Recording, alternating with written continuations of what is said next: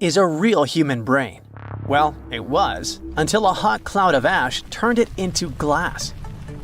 This crazy transformation happened almost 2,000 years ago, when Mount Vesuvius decided it was a good day to erupt and destroy cities like Pompeii, Atlantis, and Herculaneum. This particular brain belonged to a young man who lived in 79 CE in Herculaneum. Not the most famous Roman town, but it was the first place that was discovered under Vesuvius's ashes way back in 1709. Around 200 years later, archaeologists found the remains of this young man lying face down on a bed. All the smoke and ash probably made him disoriented, so while most of the citizens of Herculaneum rushed to the shore, hoping to be rescued, the brain guy ended up trapped inside a building and passed out. Weirdly enough, this saved his brain from completely disappearing. How in the world does a brain turn into glass? Well, when Mount Vesuvius erupted, it didn't expel just lava. It also sent away a really hot cloud of ash before the solidified lava could flow down. This type of lava, known as pyroclastic flow, could get as hot as 869 degrees Fahrenheit. An insane temperature, we know. Hot enough to melt your brain, but not hot enough to turn it into glass. The cloud of ash, however, can reach temperatures between 932 degrees Fahrenheit to 1,112 degrees Fahrenheit. But to turn something into glass, you don't just need heat, you need rapid cooling too. To put it simply, you have to heat something to a very high temperature until it melts into a liquid. If you let it cool down slowly, the molecules of this liquid will start to calmly organize themselves in the shape of crystals. But if this something cools down super fast, it will solidify in whatever shape the liquid was. It's like making ice cubes. If you pour water into a tray and stick it in the freezer, it will turn into ice because it cools down quickly. But if you leave the water out at room temperature, it'll just evaporate. This means that the brain melted due to a really high temperature, but before it could crystallize, for example, or just boil away, it got really cold. The flow from the eruption was not hot enough for this to happen, but the cloud of ash that reached town before the pyroclastic flow was hot enough to start this process, and fast enough to leave just at the right time. To figure out the exact temperature needed for this brain-to-glass transformation, scientists used a technique called differential scanning calorimetry. This fancy name basically means that they heat up glass shards to see when they start to change shape. They discovered that the cloud of ash had to be exactly 950 degrees Fahrenheit hot for the brain cells to start melting.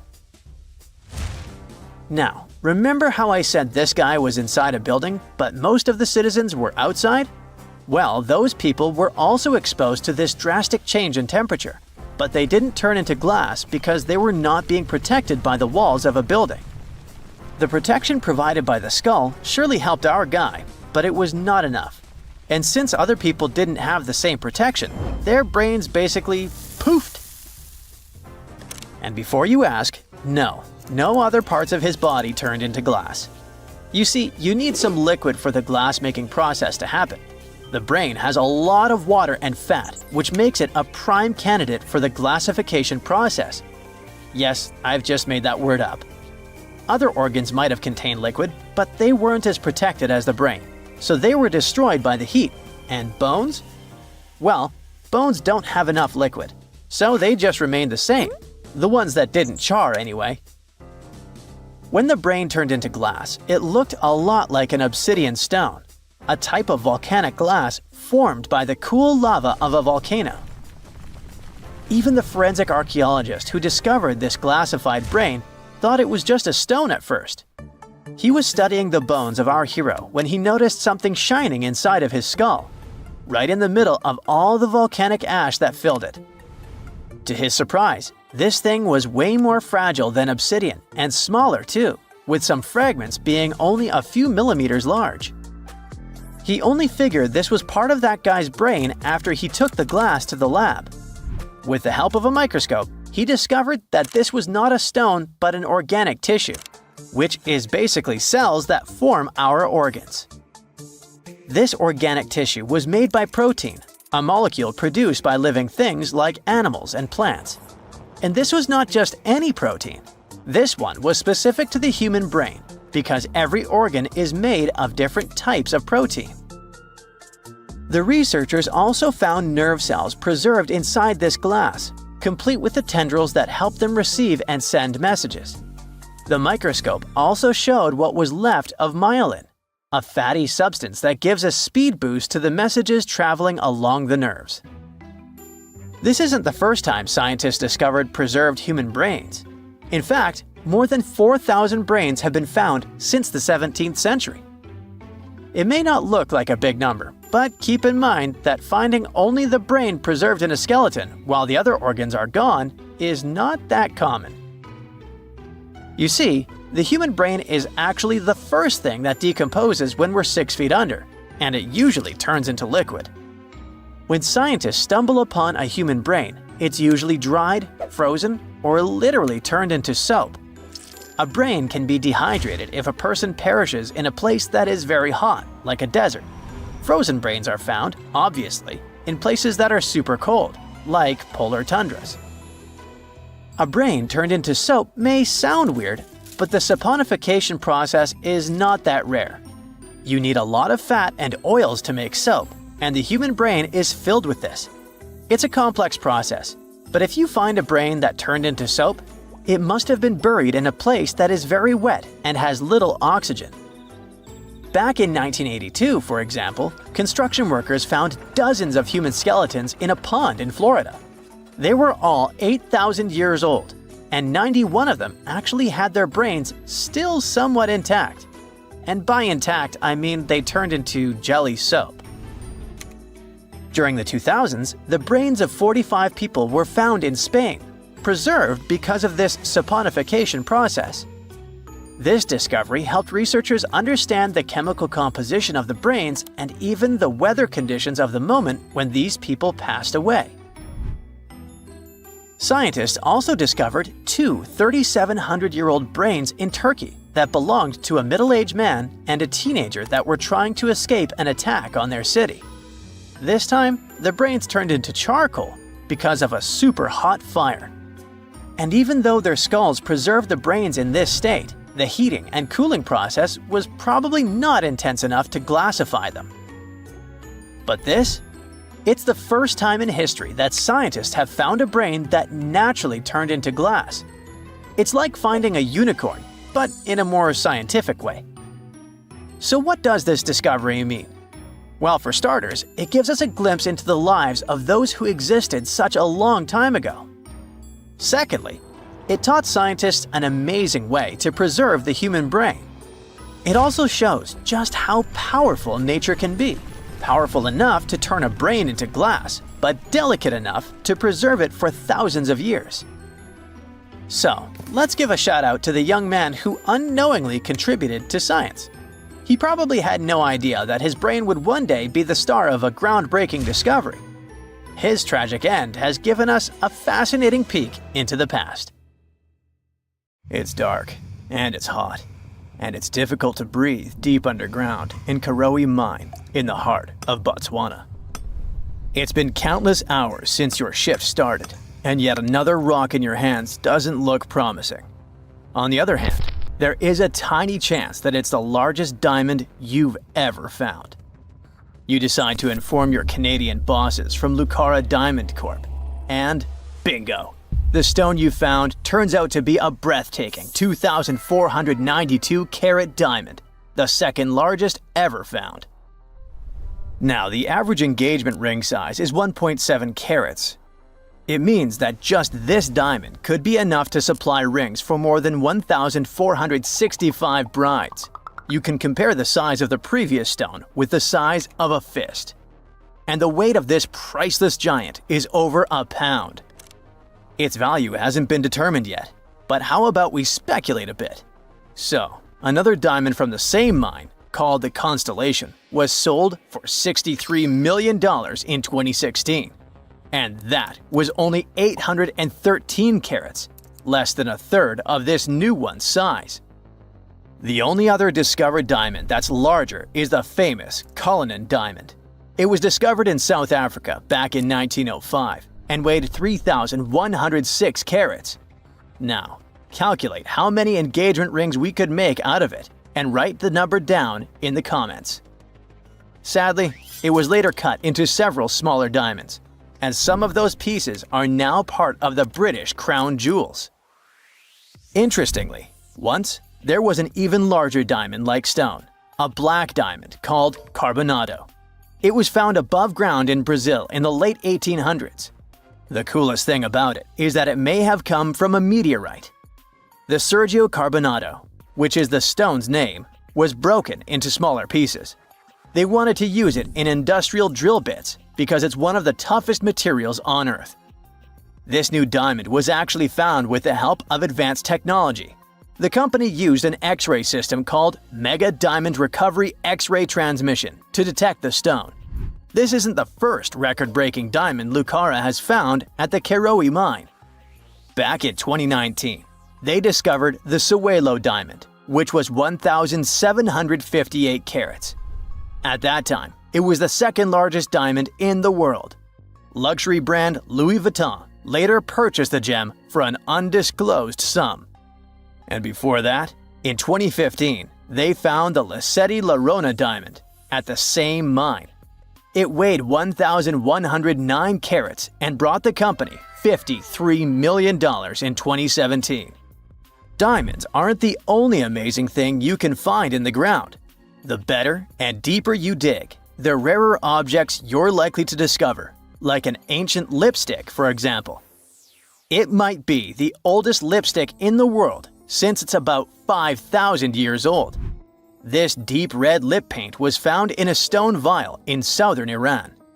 The vial actually popped up in 2001, but it took researchers until recently to figure out what it really was. Because it's not like modern lipstick in a tube. People likely applied it with a brush.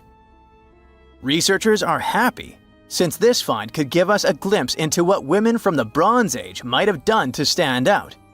Those from elite societies probably applied this lipstick to look glamorous and show off their high status. Now, here's the backstory of the vial.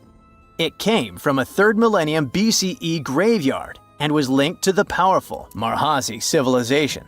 It was a big deal in that part of Mesopotamia at the time. The graveyard was uncovered after flooding, and unfortunately, looters got their hands on many items. But luckily, the authorities managed to recover this particular piece. The vial caught scientists' attention because it was different from other items they'd found. Normally, they'd come across gray, compact substances in similar containers. But when they opened this particular one, a loose, fine powder spilled out. It was dark grayish purple in color, nothing like what they'd seen before. When the researchers analyzed the powder, they found out that it was made with hematite, which gave it a rich, deep red color. It also had other ingredients like vegetable oils and waxes, making it really similar to what you'd expect in a modern lipstick. Apparently, back in the Bronze Age, makeup was a sign of luxury and superior status in that area. It showed off wealth and power, especially in elite circles. By the way, the researchers don't want to claim for sure that this is the world's oldest lipstick, because who knows? Something older might turn up someday. How about we move to Bulgaria right now and do some digging there? Wait, there's no need to take a spade and dirty your hands. An amazing discovery is already waiting for you. There they found a large marble statue. It's almost 7 feet tall, which might depict Hermes, a Greek deity. But the craziest thing is that it was buried in an ancient sewer for around 2,000 years. The statue is in really good shape, especially the head, which is super well preserved. There are some cracks in the hands, but overall, it's in surprisingly great condition, according to the scientific director of the excavation. And here's how they found the statue. The team was doing a routine dig in southwestern Bulgaria, near the Greek border. This area used to be part of the ancient city of Heraclea, which dates back to the 4th century BCE. While digging, the researchers stumbled upon the statue's marble foot. From there, they carefully uncovered the rest of it. It was a total surprise for them, since they didn't expect to find anything like this. Right now, the team is working on safely removing the statue from the sewer. It's really heavy, so they're using a crane to lift it out and transport it to the History Museum in Petrich. Once they restore and conserve it, the plan is to put it on display. Experts are very excited about this find. It could teach us more about the local culture in Heraclea, which isn't a very well-known ancient site. Now, if you're dreaming of making discoveries like this one but don't have a degree, don't lose heart. Even an amateur can make a scientific breakthrough. For example, you could find a Roman dodecahedron. It's this weird, mysterious 12-sided metal object about the size of a grapefruit, and no one really knows what they're used for. Historians have been scratching their heads about these things for centuries. This particular dodecahedron was discovered last summer in a farmer's field near Norton Disney, about 35 miles southeast of Sheffield. A group of volunteers had already found Roman coins and brooches in the area, so they knew the field might hold more treasures. A geophysical survey had shown areas underground where the Earth's magnetic field was disturbed, hinting that something might have been hidden there. The team started digging trenches during a 2-week excavation. On the second to last day, in Trench 4, someone spotted the dodecahedron. Richard Parker, the group's secretary, was nearby making tea when he heard the shout. He said they were all shocked because they hadn't found much metal, and then, boom, that awesome artifact simply popped up. The extra cool thing about that dodecahedron was that it was complete, which is rare. Many others found before were broken or incomplete. Plus, it's larger than usual. Roman dodecahedrons can be as small as a golf ball, but this one is closer to a grapefruit. Now, the dodecahedron is on display at a local museum. So far, over 100 Roman dodecahedrons have been found in northwestern Europe, mostly in former Roman territories like the Gallo-Roman regions. They date back to somewhere between the 1st and 3rd centuries CE. Each one is a hollow metal shell, usually made of bronze. It has 12 faces, with differently sized holes on each face. Around the holes, there are concentric rings imprinted into the metal, and at every corner where the faces meet, there's a small stud. There's no writing on them, and nothing in Roman texts mentions them at all.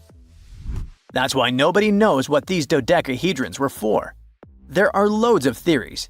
They could have been toys, dice, mace heads, or even tools for measuring distances in Roman artillery. Some people even think they were used for knitting gloves or even figuring out dates using the stars. But most of those ideas don't really hold up, so the mystery remains. The next time you feel like complaining about your neighborhood, remember that some folks live inside a volcano crater. You can see their village on Google Maps when you look at the most beautiful island of Madagascar.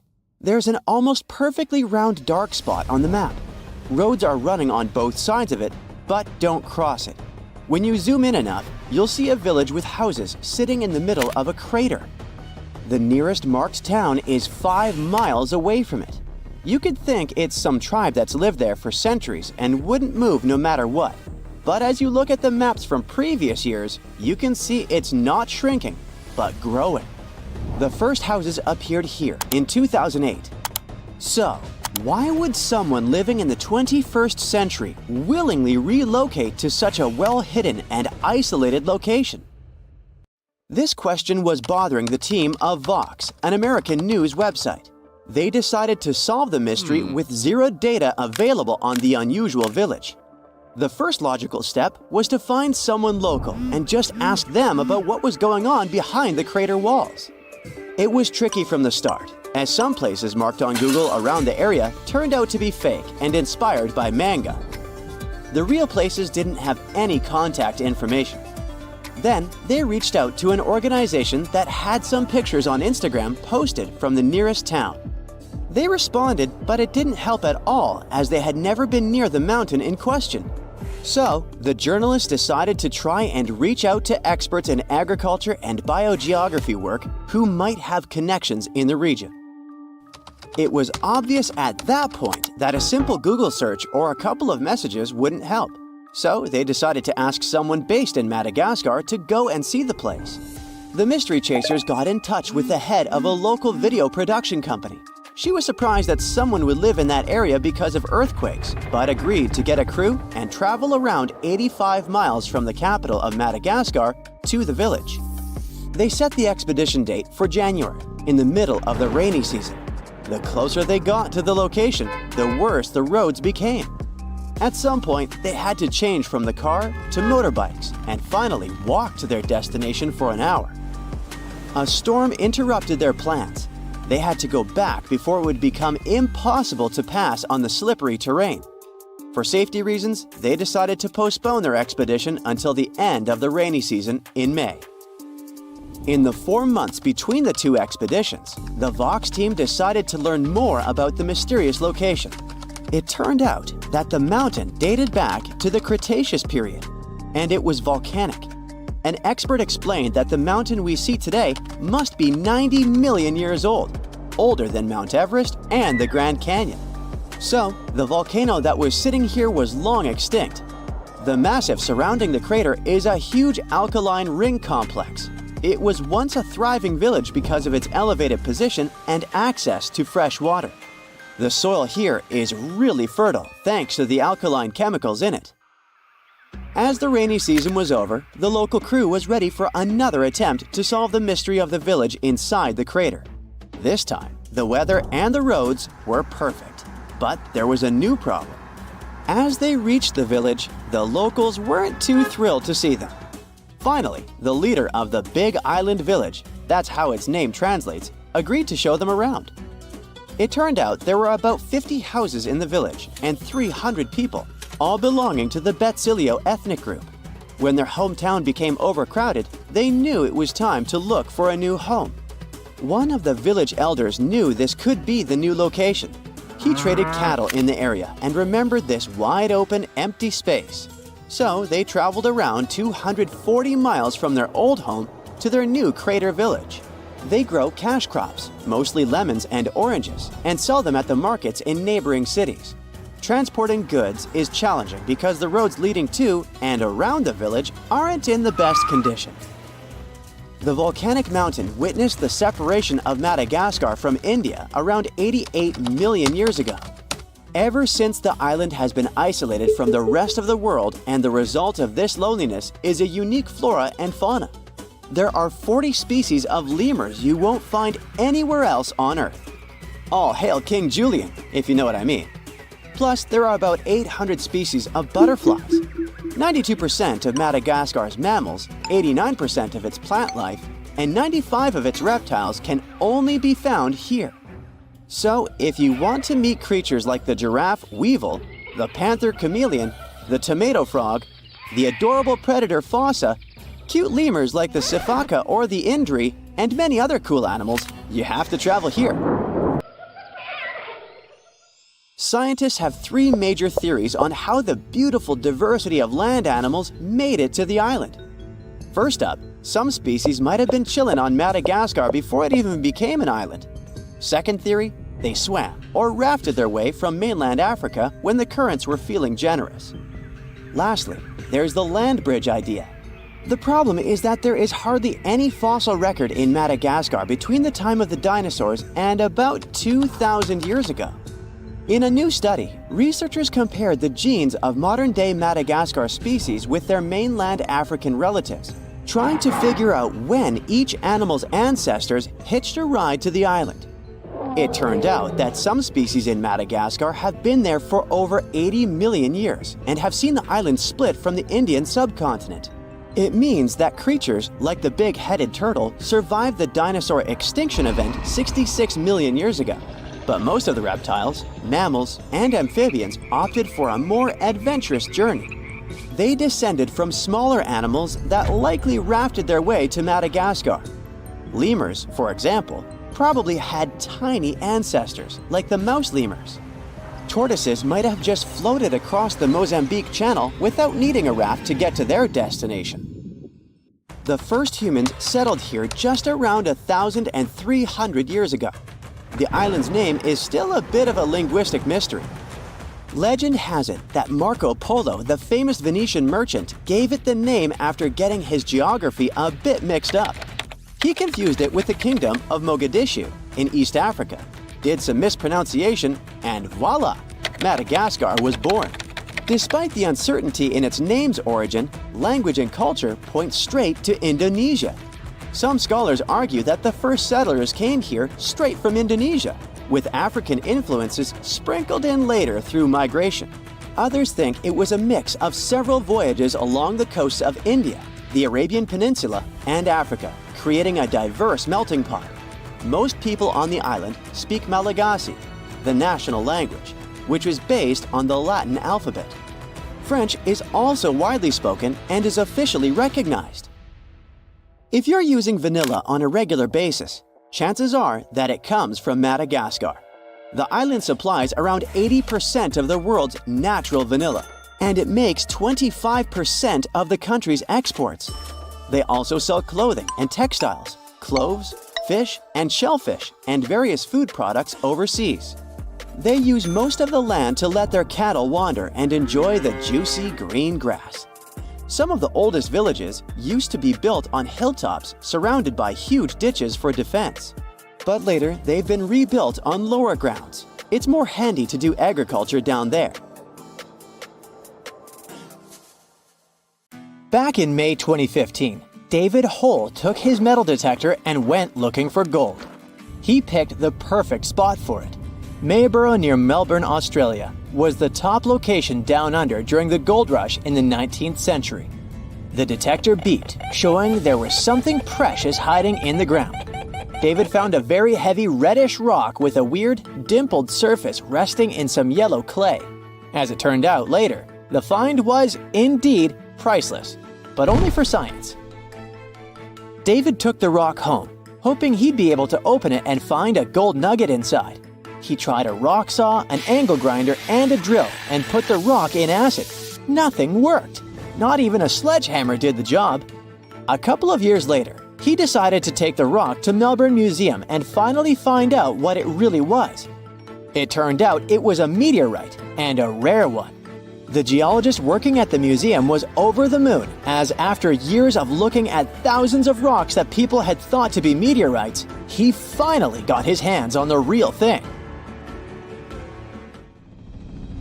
The space origin of the rock explained why it was so unusually heavy.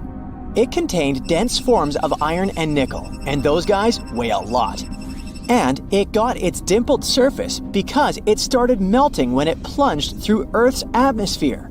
Scientists named the meteorite Maribro after the place where it was found and used a diamond saw to study it better. They sliced off a sliver of the space rock and saw some tiny crystallized droplets of metallic minerals throughout it. Those minerals formed during the early years of our solar system. It means the space guest was around 4.6 billion years old. The researchers are still not quite sure where the meteorite came from or how long it's been on Earth, but they've got some guesses. Our solar system used to be a swirling mix of dust and chondrite rocks.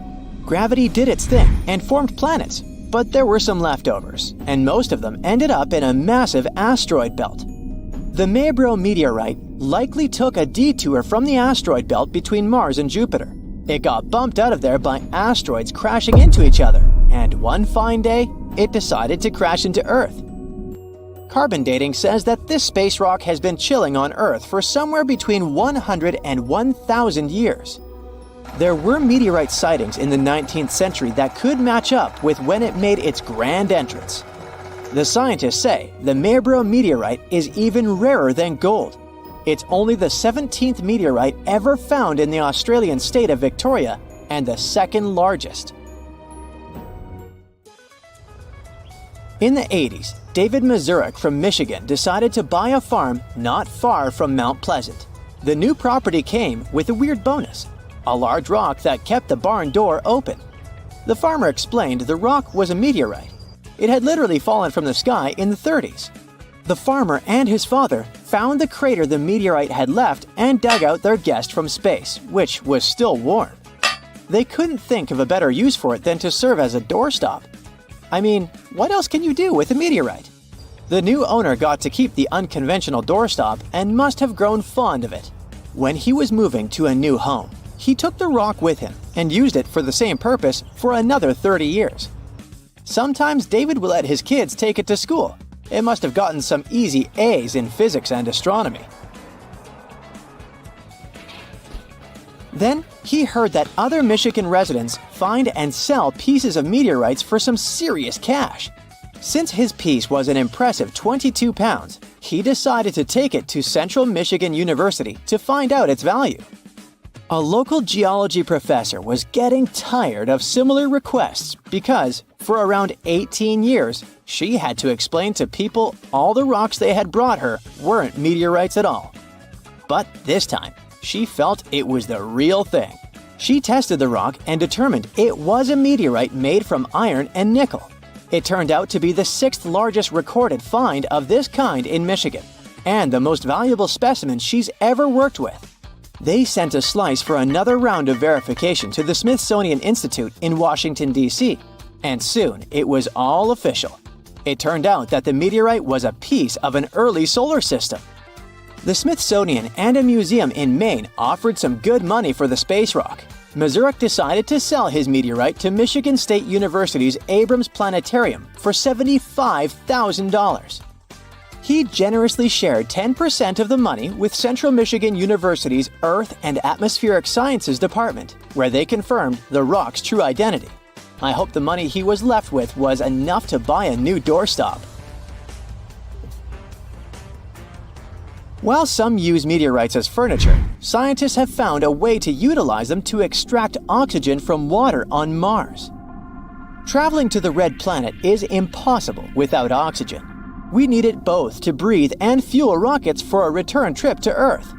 The new robot, called AI Chemist, hunts down a compound that can kickstart a chemical reaction on Mars to produce oxygen.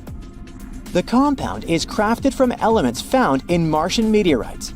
This planet only has traces of oxygen in its atmosphere. But scientists have found there's some liquid water underneath the southern ice cap of Mars and more water under its surface.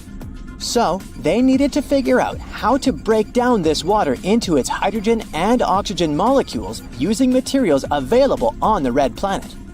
The AI chemist analyzed 5 meteorites that either came from Mars or were similar to that of its surface.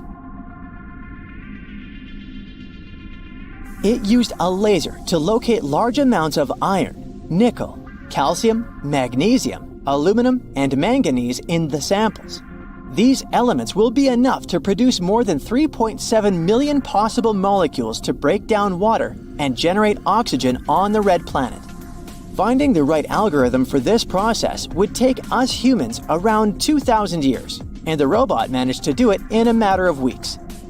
Using the meteorite compound as a catalyst, the robot managed to do its job in -35 degrees Fahrenheit on Earth, and it did so without any human help at all. Now the question is, if it will be able to do the same on Mars, where the atmospheric composition, air density, humidity, gravity, and other conditions are trickier than on Earth. Other scientists previously managed to produce small amounts of oxygen fit for breathing up there. An instrument the size of a lunchbox on NASA's Perseverance rover compressed and heated carbon dioxide from Mars's atmosphere. It generated oxygen at around the same speed as a small tree.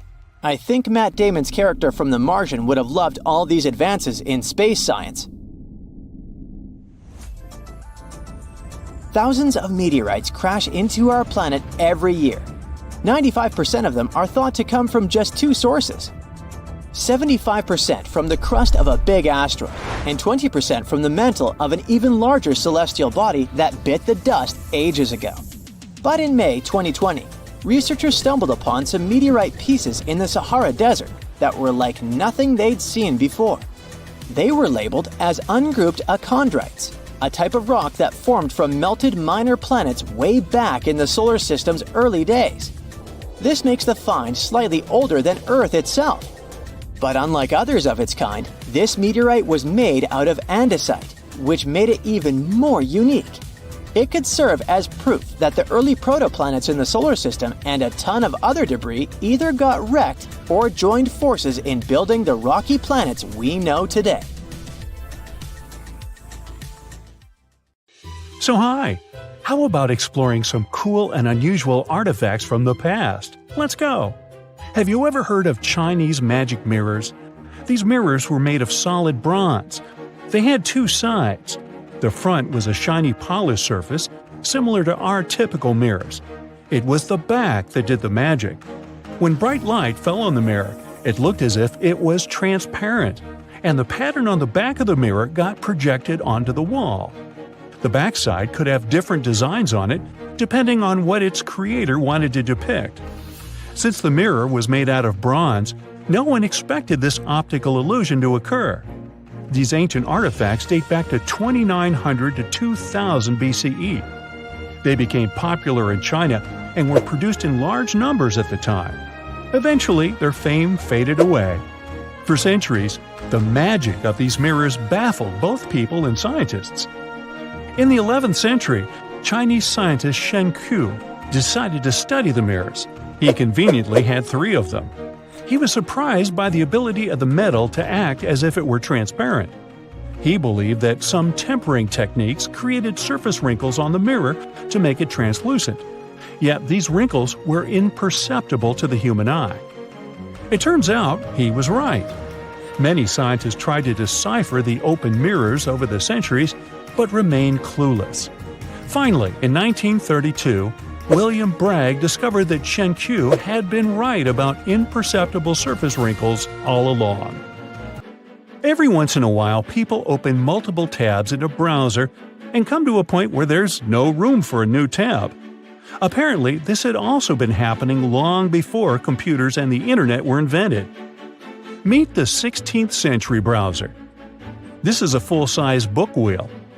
It's kind of a custom-made rotating bookshelf. Gregory Hayworth, a specialist in textual science, says that this tool has a system of epicyclic gears.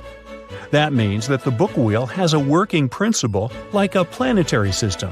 One gear rotates around another. The shelves of the device maintain a constant 45-degree incline that holds the book securely as the giant wheel turns. Back then, people used the tool while writing encyclopedias and editions of classical works. In this kind of work, a person has to have many books open simultaneously so that the information from multiple sources can be gathered easily. Italian engineer Agostino Ramelli is the inventor of this piece of early modern machinery. What if I tell you that sponge divers in Greece accidentally found an ancient computer? They pulled out this artifact from a shipwreck near Antiquity Island in 1901. Scientists called it the Antiquity mechanism and labeled it as the first mechanical computer. The machine looks like a hunk of bronze, but it has some kind of mechanism composed of gears and wheels. So, experts first assumed that it was an astronomer's tool. After an X-ray scan, though, they found out that the instrument was far more complex than they thought. The artifact was meant to calculate astronomical positions, track the 4-year cycle of athletic games, and so on. It contained a box with dials on the outside and had an assembly of gear wheels attached. It's still unknown who built an instrument with this level of artistry 2,000 years ago and why this technology was lost. After seeing how sophisticated the device was, scientists accepted that their perception of ancient Greek engineering wasn't really accurate. Professor Michael Edmonds of Cardiff University admits that based on the knowledge they have, this mechanism shouldn't even exist. Edmonds says the machine is one of a kind and its astronomical calculations are precise. For him, the Antiquity mechanism is more valuable than the Mona Lisa. In 1929, scholars working in Topkapi Palace Museum in Turkey discovered a map. It became famous for being the oldest map showing the Americas. Piri Reis drew this detailed map on a gazelle skin in 1513. He depicted Europe, North Africa, the coast of Brazil, and several islands, such as the Azores and Canary Islands. The most exciting thing is that he created the map only 21 years after Columbus had set foot in the New World. Well, it was new to him. Piri Reis was a maritime scholar and a successful naval commander leading the Ottoman fleet. Yet, while drawing the map, he relied not only on his expertise in sailing. He created it by assembling and referring to 20 other regional maps, like the Arab map of India, 4 Portuguese maps, and the map of the western parts drawn by Columbus. Yes, the part he got from Columbus raised the heartbeat of many historians. Columbus drew a map during his 3rd voyage to the New World and sent it to Spain in 1498. It's assumed to be lost. Surprisingly, historians can now understand what Columbus noted down by looking at Piri Reis's map. Fun fact, he also drew another world map in 1528. Even though only about 1/6 of this map has survived, it's clear that it described the northwestern part of the Atlantic, the region from Venezuela to Newfoundland, and the southern tip of Greenland. The map also showed Antarctica centuries before its discovery. Historians had to rethink the chronology of history after getting this crazy information. Piri Reis described Antarctica's topography without ice in great detail. In the 1930s, workers found dozens of stone spheres in Costa Rica. Locally, they're known as bolas de piedra, literally stone balls. They were made by a civilization lost in time. What's interesting about these balls is their shape. They are perfectly spherical. How ancient people could make such precise shapes is a mystery. The spheres are of different sizes. Imagine a small one, like a tennis ball. Then put another one next to it, 7 feet in diameter. The largest spheres weighed 16 tons. Archaeologists are sure that these balls are human-made. Yet their purpose remains unclear. Some archaeologists claim that the spheres could represent the solar system or could be inspired by various stages of the sun and the moon. Others say that the stone's placement refers to the houses of chiefs. Most of the stone spheres were sculpted from granodiorite. It's a hard rock similar to granite. Experts believe that ancient people used smaller rocks from the same material as tools to shape these spheres. They also think that sculptors probably heated portions of the stones and then cooled them rapidly. This could have helped them to remove the outer layers of rock. Our next one is an ancient battery set found in Iraq in 1936. The set consists of a ceramic pot, a copper cylinder, and an iron rod. At the top, the iron rod is isolated from the copper by asphalt, and both the rod and cylinder fit inside the mouth of the jar. The copper cylinder isn't watertight, so if the pot was filled with a liquid, it would surround the iron rod as well. Archaeologists focus more on the oxidized iron rod because the vessel just needed to be filled with an acid or alkaline substance to produce an electric charge. After examining this bizarre artifact, an Austrian archaeologist hypothesized that the instrument made use of chemical reactions to generate electrical energy. That's why they likened the instrument to a battery. An ancient civilization might have used it for some kind of electrotherapy. Yet there isn't any electroplated object known from this period. So Koenig's hypothesis was rejected by many archaeologists, but nobody has proven him wrong either. The origin and purpose of the vessel remain unclear to this day. So, want to see the world's oldest art studio? In 2011, archaeologists found 100,000-year-old shells in a South African cave. Those shells were used for paint making. A coating of bright red powder on the inside of a pair of shells is the proof. Archaeologists say they found a complete kit used to produce a pigmented mixture. Now, in a different part of the cave, several paintings were displayed with little price tags on them intended for sale. Nah, just kidding. Although that big one over there would look good over my couch. You are lost deep within the jungle in the Yucatan Peninsula in Mexico. There are strange noises all around you, and to make it worse, the sun is setting. Soon, you'll be alone in the middle of an unknown rainforest. Guess it was a pretty bad idea to come looking for El Dorado on your own, wasn't it? You keep walking as fast as you can, when suddenly, wait! What's this you're seeing? It looks like large stairways made out of stone. This definitely doesn't look natural, so you take a picture. Maybe you didn't strike gold, but you might have just found something relevant. Congratulations, you found Akamtun, a long-lost Mayan city, hidden 37 miles into the jungle. The name literally translates to stone column. Stone was probably in at the time, so these guys used a lot of it to build their pyramids, houses, and even ball courts. If you ever thought that Europeans invented ball games, think twice. Mayans love to play ball games for recreational purposes. Akamtun is part of a series of other long-lost Mayan cities that are being discovered with the help of new technology nowadays. We'll talk more about the other ones in a jiffy.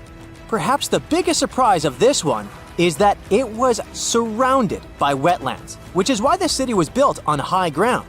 The city was monumental, covering an area of over 120 acres. That would be as big as 90 football fields right next to each other.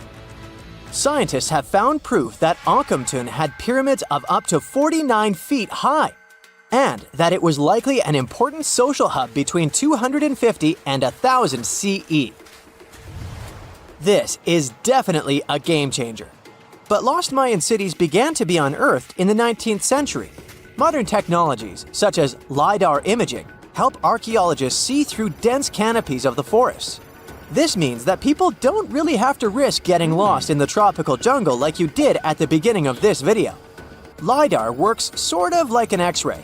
It sends out laser beams that can detect any signs of ruins or ancient constructions. According to space archaeologist Sarah Parchak, satellite imagery has been a key player in discovering ancient cities in South America, Egypt, and other places. Sarah herself spends most of her days scouring images for any signs of where there could have been cities long ago. She says that more often than not, what happens is that ruins are covered by vegetation, soil, or sand, which makes them super tricky to find. But thanks to these awesome tools, scientists also made the huge discovery of ancient Mayan causeways, which spread throughout old Mayan territories. I mean, take a look at these roadways. You'd expect to see ruins like this in places such as Portugal, England, or the United States. I'm talking about 130 feet wide roads painted white to help travelers journey through the nighttime. Scientists recently unearthed a 110-mile network of roads such as these, and they think this dates back to before the first registered Mayan highways we've known so far. These roadways, which sometimes ran over the swampy ground and were even elevated at times, are being called the world's first superhighways. Even if there is no registry of animal-powered vehicles, it's believed that the Maya used them to travel around a network of possible 964 settlements. They were built like a huge spiderweb, and from what archaeologists have gathered, this huge system of roads worked to connect a big system of economic and social interactions between Mayan cities. This completely debunks the traditional idea that the Mayan pre-classic period, which dates back to 2000 BCE, was made of small, tribal settlements. Imagine the manpower and engineering ability you need to muster to build something close to these white highways. Scientists believe that these causeways were built pretty much the same way as the Mayans built their pyramids, with a mixture of mud and quarry stone. Oh, and using several layers of limestone to make them white. That's pretty cool, right? But let's take a few steps back for a moment to get some context. The Mayans were one of the biggest pre-Columbian civilizations living in the Americas. Until now, experts believe that at its apex, the Mayan civilization consisted of over 40 cities with a population of millions of people. That's a lot of folks. Their civilization spanned Mexico's Yucatan Peninsula, Guatemala, and Belize. And they survived mainly on agriculture. The thing is, the Yucatan Peninsula was an extremely difficult place to grow crops. So the Mayans had to develop a complex irrigation system in most of their cities. They built a series of ceremonial buildings, pyramids, and plazas. The Mayans might have been keen pyramid builders, but they also developed an advanced astronomical system. With whatever ancient technology they had, they were able to predict the exact location of planets such as Venus and Mars, as well as the exact dates of eclipses. If you've ever seen examples of ancient Mayan cities, this is Tikal. Located at the heart of the Guatemalan jungle, Tikal is believed to have been the capital of the ancient Mayan conquest state. At its height, it was comparable in importance to cities such as London or New York in today's world. It's composed of a series of complex monuments.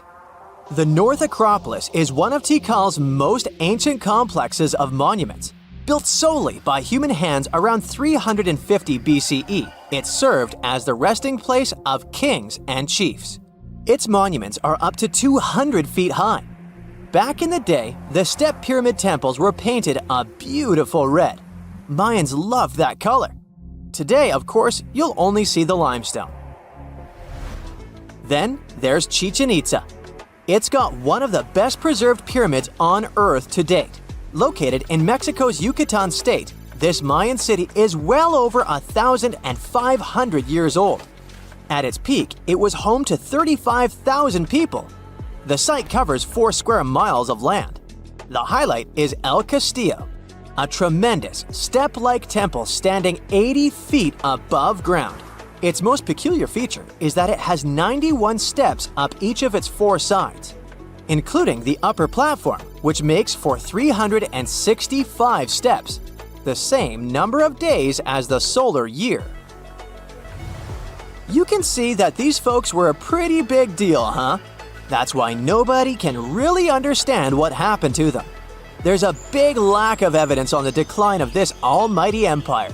What could have been the cause of their demise? Was it a drought? New research in 2017 did bring some new discoveries into the mix.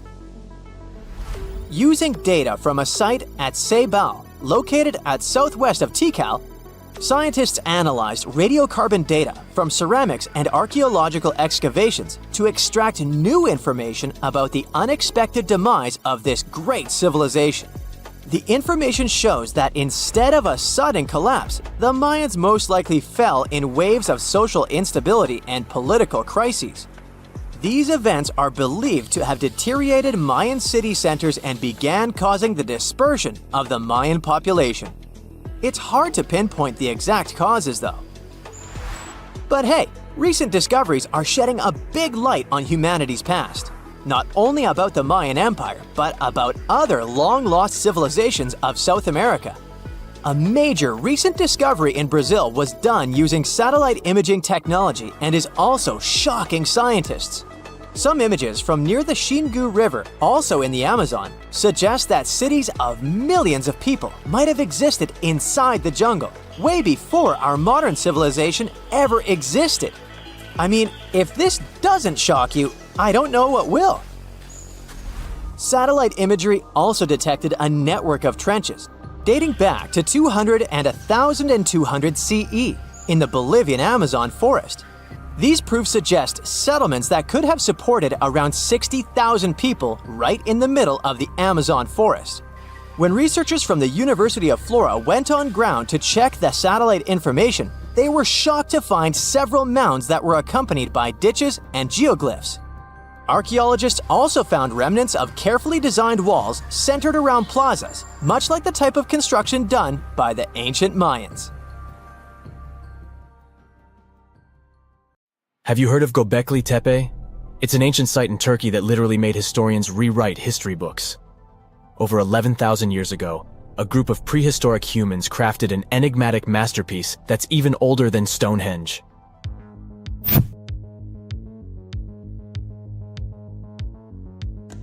Before its discovery, archaeologists believed that people didn't know about iron and weren't good at making pottery. They were sure that settled life only emerged with the need for agriculture. But Gobekli changed this belief.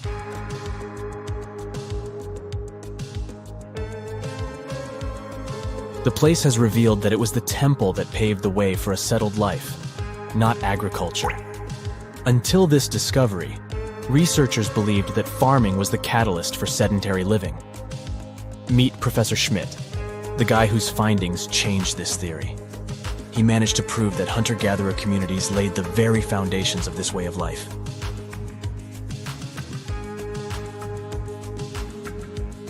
Back in the 1960s, other archaeologists visited the area, but they totally missed the mark. While surveying the region, they stumbled upon a hill with scattered limestone slabs and concluded it was just an old burial ground from medieval times. Little did they know that there was so much more to uncover.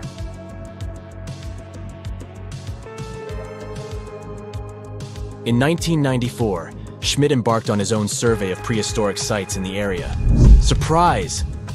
He instantly realized he had discovered something truly extraordinary. Unlike the nearby flat and barren plateaus, Gobecletepe had a gently rounded top, rising 50 feet above the surrounding landscape. Funny enough, the translation of this place's name is Potbelly Hill. Schmidt was sure only humans could have made something like this.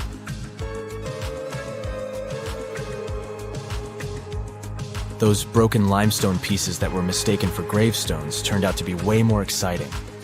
It was like stumbling upon a hidden treasure. The pieces took on a whole new meaning, and Schmidt with his team was about to dive into the secrets waiting beneath the surface. To their surprise, they found no traces of a settlement. No hearths for cooking, no houses, and none of those adorable clay figurines commonly found in nearby sites of similar age. However, they uncovered that those ancient people used tools like stone hammers. So, Schmidt and his team put their heads together and took a wild guess at the age of Gobekli-Tepe's stone structures. Their estimation got backed up by some limited carbon dating done right at the site. The ancient vibes of this place were finally starting to make sense. It was like a puzzle slowly coming together.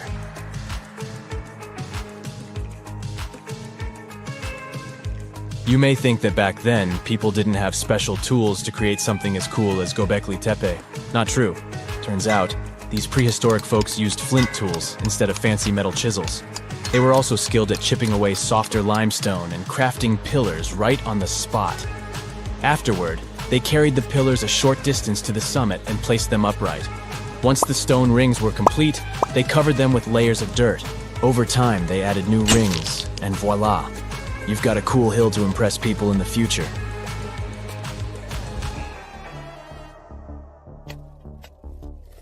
During their first year of excavation, the team went through 15,000 pieces of animal bones from wild creatures. These people didn't have pet animals or grow their own food. They hunted wild animals for their meals. But things were about to change, because the place had everything they needed to start farming.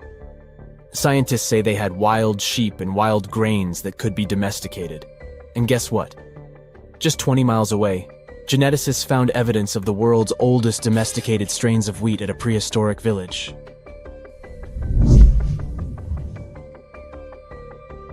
These amazing findings have completely changed how we view civilization. In the past, experts believed that people needed to learn how to farm and settle in one place before they could build temples and develop complex societies. But guess what? Schmidt's research flips that idea on its head.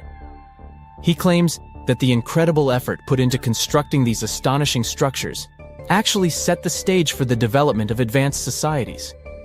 It means that societal and cultural changes happened before agriculture. Schmidt has this fascinating hypothesis about Gobekli Tepe. He thinks it could have been a special burial site where people left their loved ones. And here's the twist. The burial site was adorned with fancy statues and symbols representing deities from the spiritual realm. The idea that Gobekli Tepe could have served as a sacred place adds another layer of complexity to the whole story. While the site's true purpose may remain elusive, Schmidt's insights invite us to consider the profound interplay between life and the afterlife, and the deep reverence ancient hunter-gatherer societies may have had for their departed ancestors.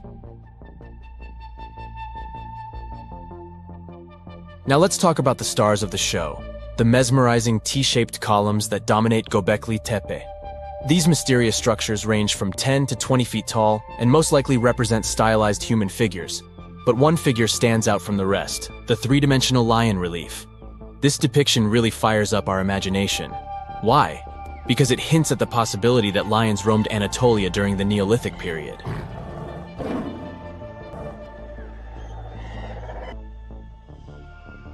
These standing stones are arranged in circles and placed in rectangular pits. Each circle has a similar setup. Two big T-shaped pillars in the center, surrounded by slightly smaller ones facing inward. Talk about a stylish arrangement. These towering pillars reach a whopping 16 feet and weigh between 7 and 10 tons. Some pillars are plain and simple, while others are like works of art with intricate carvings. Foxes, scorpions, and vultures come to life, crawling and twisting on the pillars' sides. But it's not just animals depicted on these stones. Some pillars have abstract shapes representing humans, and even small carvings of clothing items. Some of them even have belts. Now, there's one pillar that stands out from the rest like a rock star. This super old stone pillar suggests that a comet crashed into Earth. It happened during a chilly period that lasted about 1,000 years. Previous studies examining Greenland ice cores hinted at this comet theory, but now the carvings at Gobecletepe prove it right.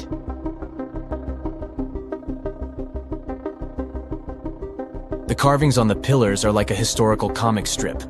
They even show a headless human figure. Researchers fed the images into a computer and discovered their connections to constellations, indicating that this temple might have been an ancient observatory. It's like our ancestors were trying to document this cataclysmic event in their own unique way. Archaeologists have been excavating and researching Gobecletepe since the mid-1990s, peeling back layers of history and providing us with a deeper understanding of the intricate relationship between various elements. They have no plans to stop the whole process for another 150 years. Who knows what else they'll find? You see, Gobekli has been labeled purely as a ritual site with no signs of domestic activities. We were led to believe that the absence of water meant it couldn't support semi-sedentary communities. But scientists believe it's time to shake things up and approach Gobekli with fresh eyes. It's time to question what we believed before and use new evidence and different ways of thinking. Like, there might have been a group of people living in the area who didn't stay in one place all the time. They moved around a bit but still had their own civilization, living in the area semi-sedentarily. Gobekli is not just home to a single temple, but an astounding collection of over 20 ancient structures. As archaeologists delve into the depths of this wonder, they are unraveling its unique layout, featuring two prominent focal points at the heart of each establishment, complemented by smaller structures and dividing walls. What's even crazier is that in this area, there are over 200 obelisks, which are narrow tapering monuments. Rekat structure is a giant formation in the Sahara that looks exactly like a giant bullseye. It's so wide that you can see it from space. Even the CIA got interested in it. In 1965, they planned a flyover looking for geomagnetic anomalies. The findings are still classified. Perhaps the theories are true, and this place is truly the lost city of Atlantis. Now, Atlantis supposedly sank beneath the waves, but recent discoveries are pointing us in a different direction. This is an ancient story that goes far back in time, and Plato was the first to mention it. The place had loads of greenery and a curious structure: 3 concentric circles of land surrounding 2 circles of water. 2 key quotes from Plato's writing suggest that Atlantis might not have been a typical island in the middle of the ocean. Plus, Atlantis had a major influence from Africa and Europe, challenging the idea of it being in the Atlantic. It turns out that the Eye of the Sahara and Atlantis look alike. When astronauts saw the Eye of Sahara from above, they initially suspected a meteorite impact crater, but the rings of the structure matched the layout described of Atlantis. More importantly, the Sahara wasn't always a desert. It turned from a tropical region into a desert around 11,000 years ago. Researchers found evidence of a massive river called the Tamaracet that could have sustained a community. This river flowed toward the Rekat structure, aligning with Plato's description. The Trans-Saharan Seaway ran through the Sahara 50 to 100 million years ago. The sea allegedly destroyed Atlantis around 11,500 years ago, likely due to a rapid rise in sea level caused by the end of the Ice Age. NASA's worldview imagery shows patterns consistent with this theory. Those concentric rings might be a key to unlocking the secrets of our planet's evolution over millions of years. They're shaped by erosion on resilient rock layers, creating a spooky pattern of ridges and troughs. The central peak stands proud at 1,300 feet. The central part has undergone a significant erosion makeover, revealing a circular structure with a raised peak. Unlike impact craters, the Eye of the Sahara flaunts a striking balance and symmetry. Some say it results from rock uplift, sculpted by wind and water. Others think it's an ancient anticline, eroded to reveal its concentric glory. Then there's a salt diapir theory, suggesting that salt's buoyancy sculpted this beauty. Dating techniques have proved that it formed 541 to 252 million years ago, give or take a million or two. Ancient tools are scattered around the outer rings of the structure near riverbeds. Some older stone tools have also been spotted in the same areas.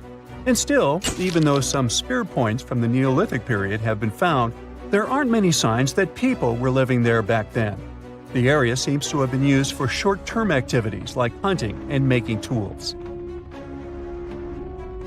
There are other unearthly mysteries that haunt our world.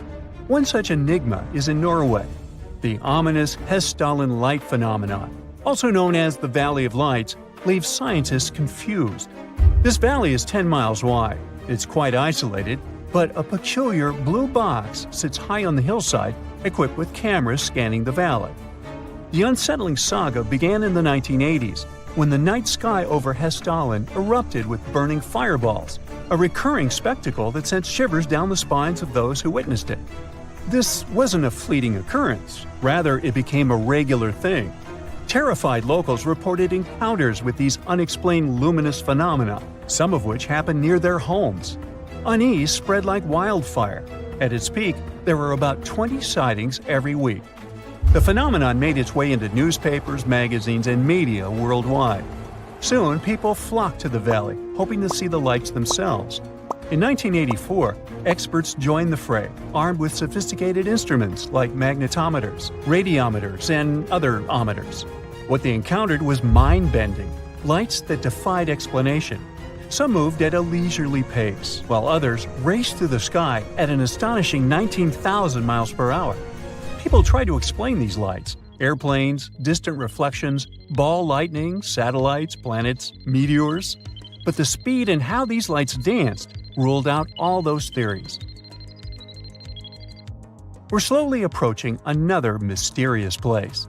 This is the greatest subglacial lake among Antarctica's 675 known lakes. It can easily hide unknown life forms. This lake is beneath the East Antarctic ice sheet. Dive about 2.5 miles under the ice, and there you'll see Lake Vostok, located at 1,600 feet below sea level. This lake is 155 miles long and 31 miles wide at its broadest point. With an average depth of 1,400 feet, it's also the world's sixth largest by volume. It's like an underwater city with lofty pillars and deep basins. The secret lake was discovered in 1993, yet it had been waiting to be found down there for over 2,000 years, collecting ancient secrets. In 2012, scientists drilled through the ice, creating the longest ice core ever. They pierced the ice all the way to the lake's surface. The year 2013 brought an unexpected twist when the tranquil waters erupted during the extraction of an ice core, mixing with drilling fluids. Then they got a pristine water sample in 2015. Some believe there might be previously unknown life forms down there, since it's a fossil water reserve that's been untouched for millions of years. That could be a lot like those speculated ice-covered oceans on moons like Europa and Enceladus. It all started with a theory in the 19th century, suggesting fresh water lurking under Antarctic ice sheets. Then, in 1955, seismic soundings hinted at a subglacial lake, and by the 90s, satellite data confirmed Lake Vostok's existence. Now, Lake Vostok isn't alone. In 2005, they found an island in the middle of the lake. Then, two smaller lakes joined the party. They suspect that a secret network of subglacial rivers might link these lakes. Now, very far away from Antarctica, in Venezuela, Katatumbo lightning presents a sinister light show at the junction of the Katatumbo River and Lake Maracaibo.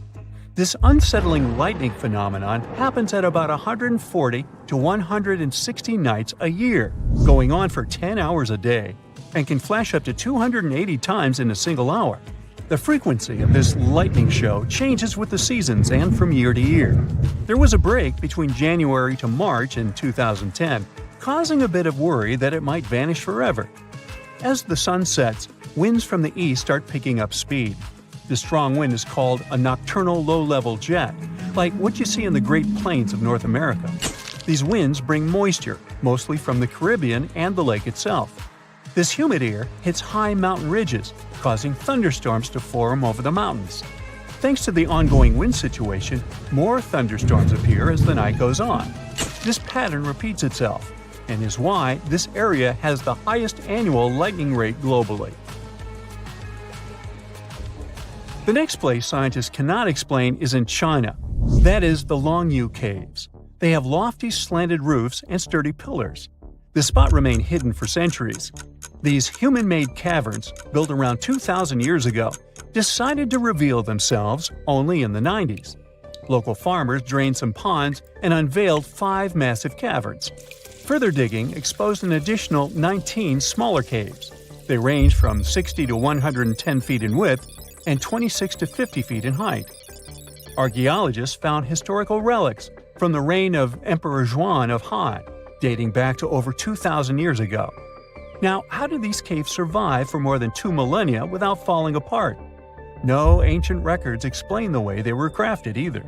The walls show chisel marks, hinting at some layer-by-layer chiseling action, but the exact construction process is still a head-scratcher. Everyone loves a good landmark. The Roman Colosseum, the ancient city of Machu Picchu, the Giza pyramids. But have you ever wondered how it once looked? Way back in the days when they were built? Or even in the time they were covered in ivy and forgotten by humanity? Buckle up, because we're heading on a time travel adventure to the world's greatest archaeological sites. Our voyage begins in South America, deep inside the Peruvian mountains. Behold, the city of Machu Picchu. Machu Picchu is a monument to the ingenuity and power of the Inca civilization. During its prime, the Inca civilization stretched 2,500 miles along South America's coastline from modern-day Ecuador all the way down to Chile. And Machu Picchu was located at the heart and center of it. The historic site was constructed at around 7,000 feet above sea level, more or less around 1450 BCE. The gated city consisted of around 150 buildings made of stone. The Incas managed to build temples, houses, and even a complex aqueduct system to irrigate the entire town. And yes, they did all that without the help of wheels or any instrument made of iron. The housing model is somewhat similar to stone houses we see nowadays, with the difference that the Incas didn't use any cement to stick together the blocks of stone. Yet, they fit seamlessly on top of each other. Not only that, the Incas must have developed a rudimentary yet effective anti-earthquake technology, since, in the event of a quake, the rocks would shake without falling out of place. If Machu Picchu had been built today, it would have cost over $70 million to finish the entire thing. The purpose of the site is still a mystery to many historians. Theories suggest that it could have been built as a ceremonial site, a safety base for the Inca people, or even a retreat for royalty. What we know for a fact is that in the 16th century, 100 years after Machu Picchu was built, its population abandoned it, with tree roots taking over the majority of the site and keeping it hidden from humankind for over 4 centuries.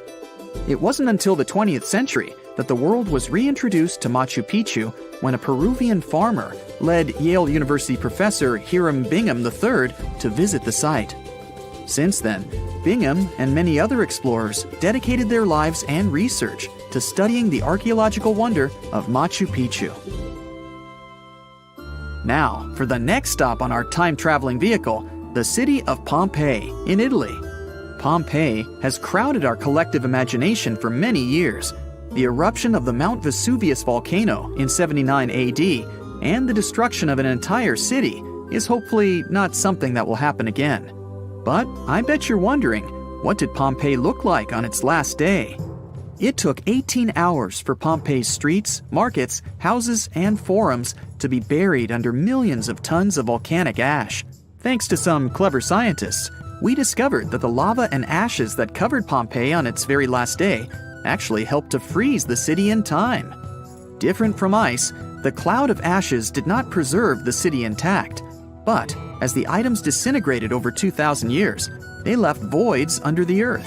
Archaeologists found that if they filled these voids with plaster, the shape of the buried city would soon reveal itself. And that's exactly what happened. Of course, it was nothing like the bustling city of 12,000 people that had existed for many years before the fateful eruption. Pompeii was a vibrant and rich municipality. The site's ruins revealed that many areas of Pompeii boasted impressive houses, some with balconies, which was a sign of great wealth at the time. And, believe it or not, even some artwork survived the eruption. Archaeologists found well-preserved frescoes and murals of mythological creatures, all indicating that members of the high society lived there. Ruins show the city even had thermal baths and showers made with luxurious materials. Oh, and apparently, the people of Pompeii had amazing teeth. Yes, archaeologists could see even that tiny level of detail from the plaster molds they recovered from underground. Still in the Italian territory, we find one of the world's biggest tourist attractions, the Roman Colosseum.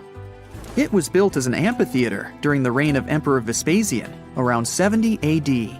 It wasn't until 80 AD that Vespasian's son, Emperor Titus, inaugurated the Colosseum. The monument was something to behold, with 157-foot-tall walls, over 80 entrances, and the capacity to host 87,000 people. All social classes and groups were welcome at the Colosseum, and this partly explains why it flourished for so many centuries.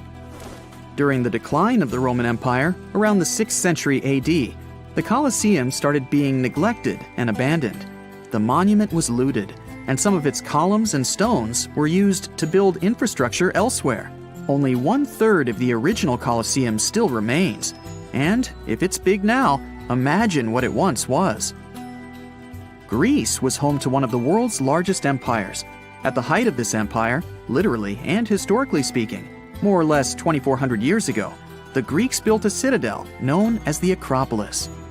The Acropolis, which is composed of historical buildings, is considered to be one of the biggest landmarks of Western civilization to date. Tourists that visit the capital city of Athens today may be faced with yellowish and broken pillars of the Parthenon standing way up high in one of the city's hills. But way back when it was built, between 447 and 432 BCE, the imposing and majestic Parthenon was purely white, as the entire monument was built with gleaming white marble. The statues inside were made of gold. The Parthenon is a 23,000 square foot temple held up by 69 marble columns.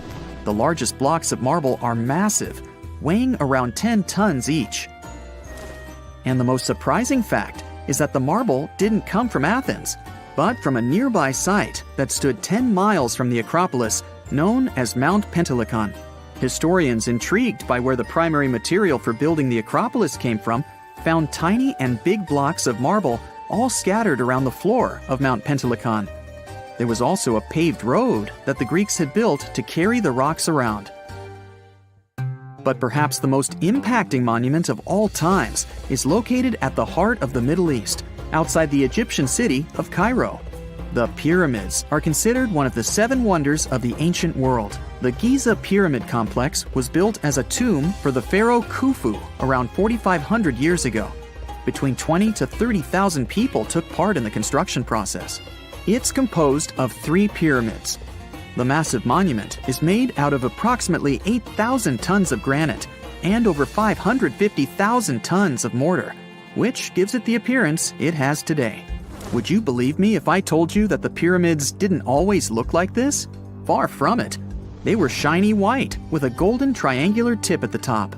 This is because the Egyptians used over 6 million tons of limestone to cover the entire rocky, step-like structure, all so that they could gleam white under the unforgiving sunlight of Egyptian skies.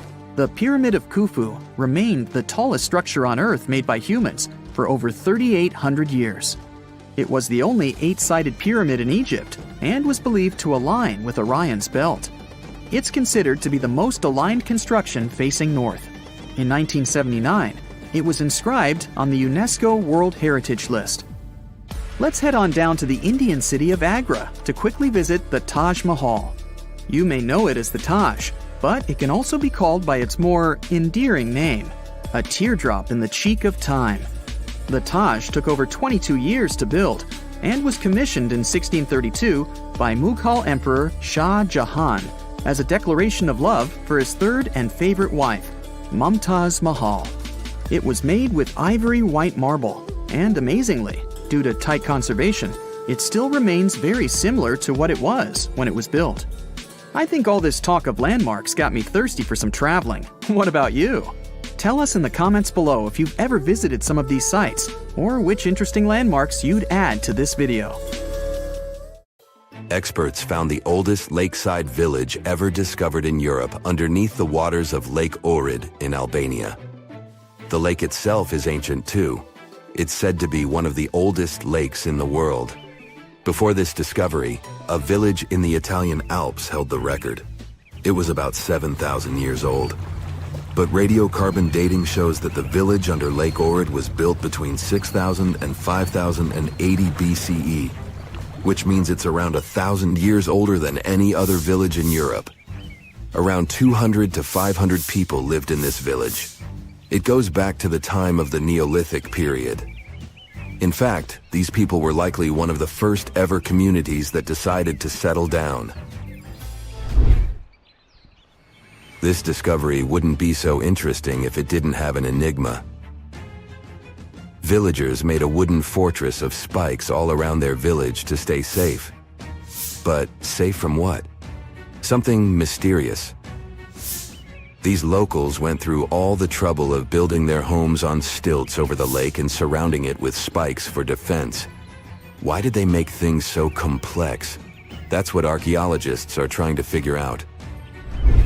Are there any other unusual settlements? Sure thing.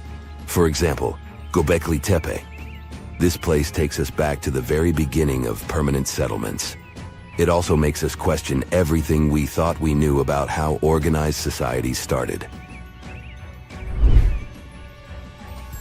It seems like the fellas who lived there were into something pretty special, like rituals or hanging out together as a community.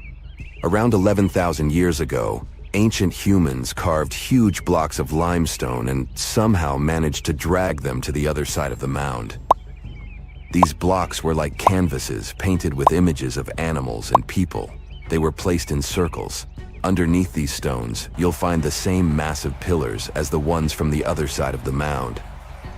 Around 250 of these pillars hang out on the surface, and researchers also found around 60 of them during the dig.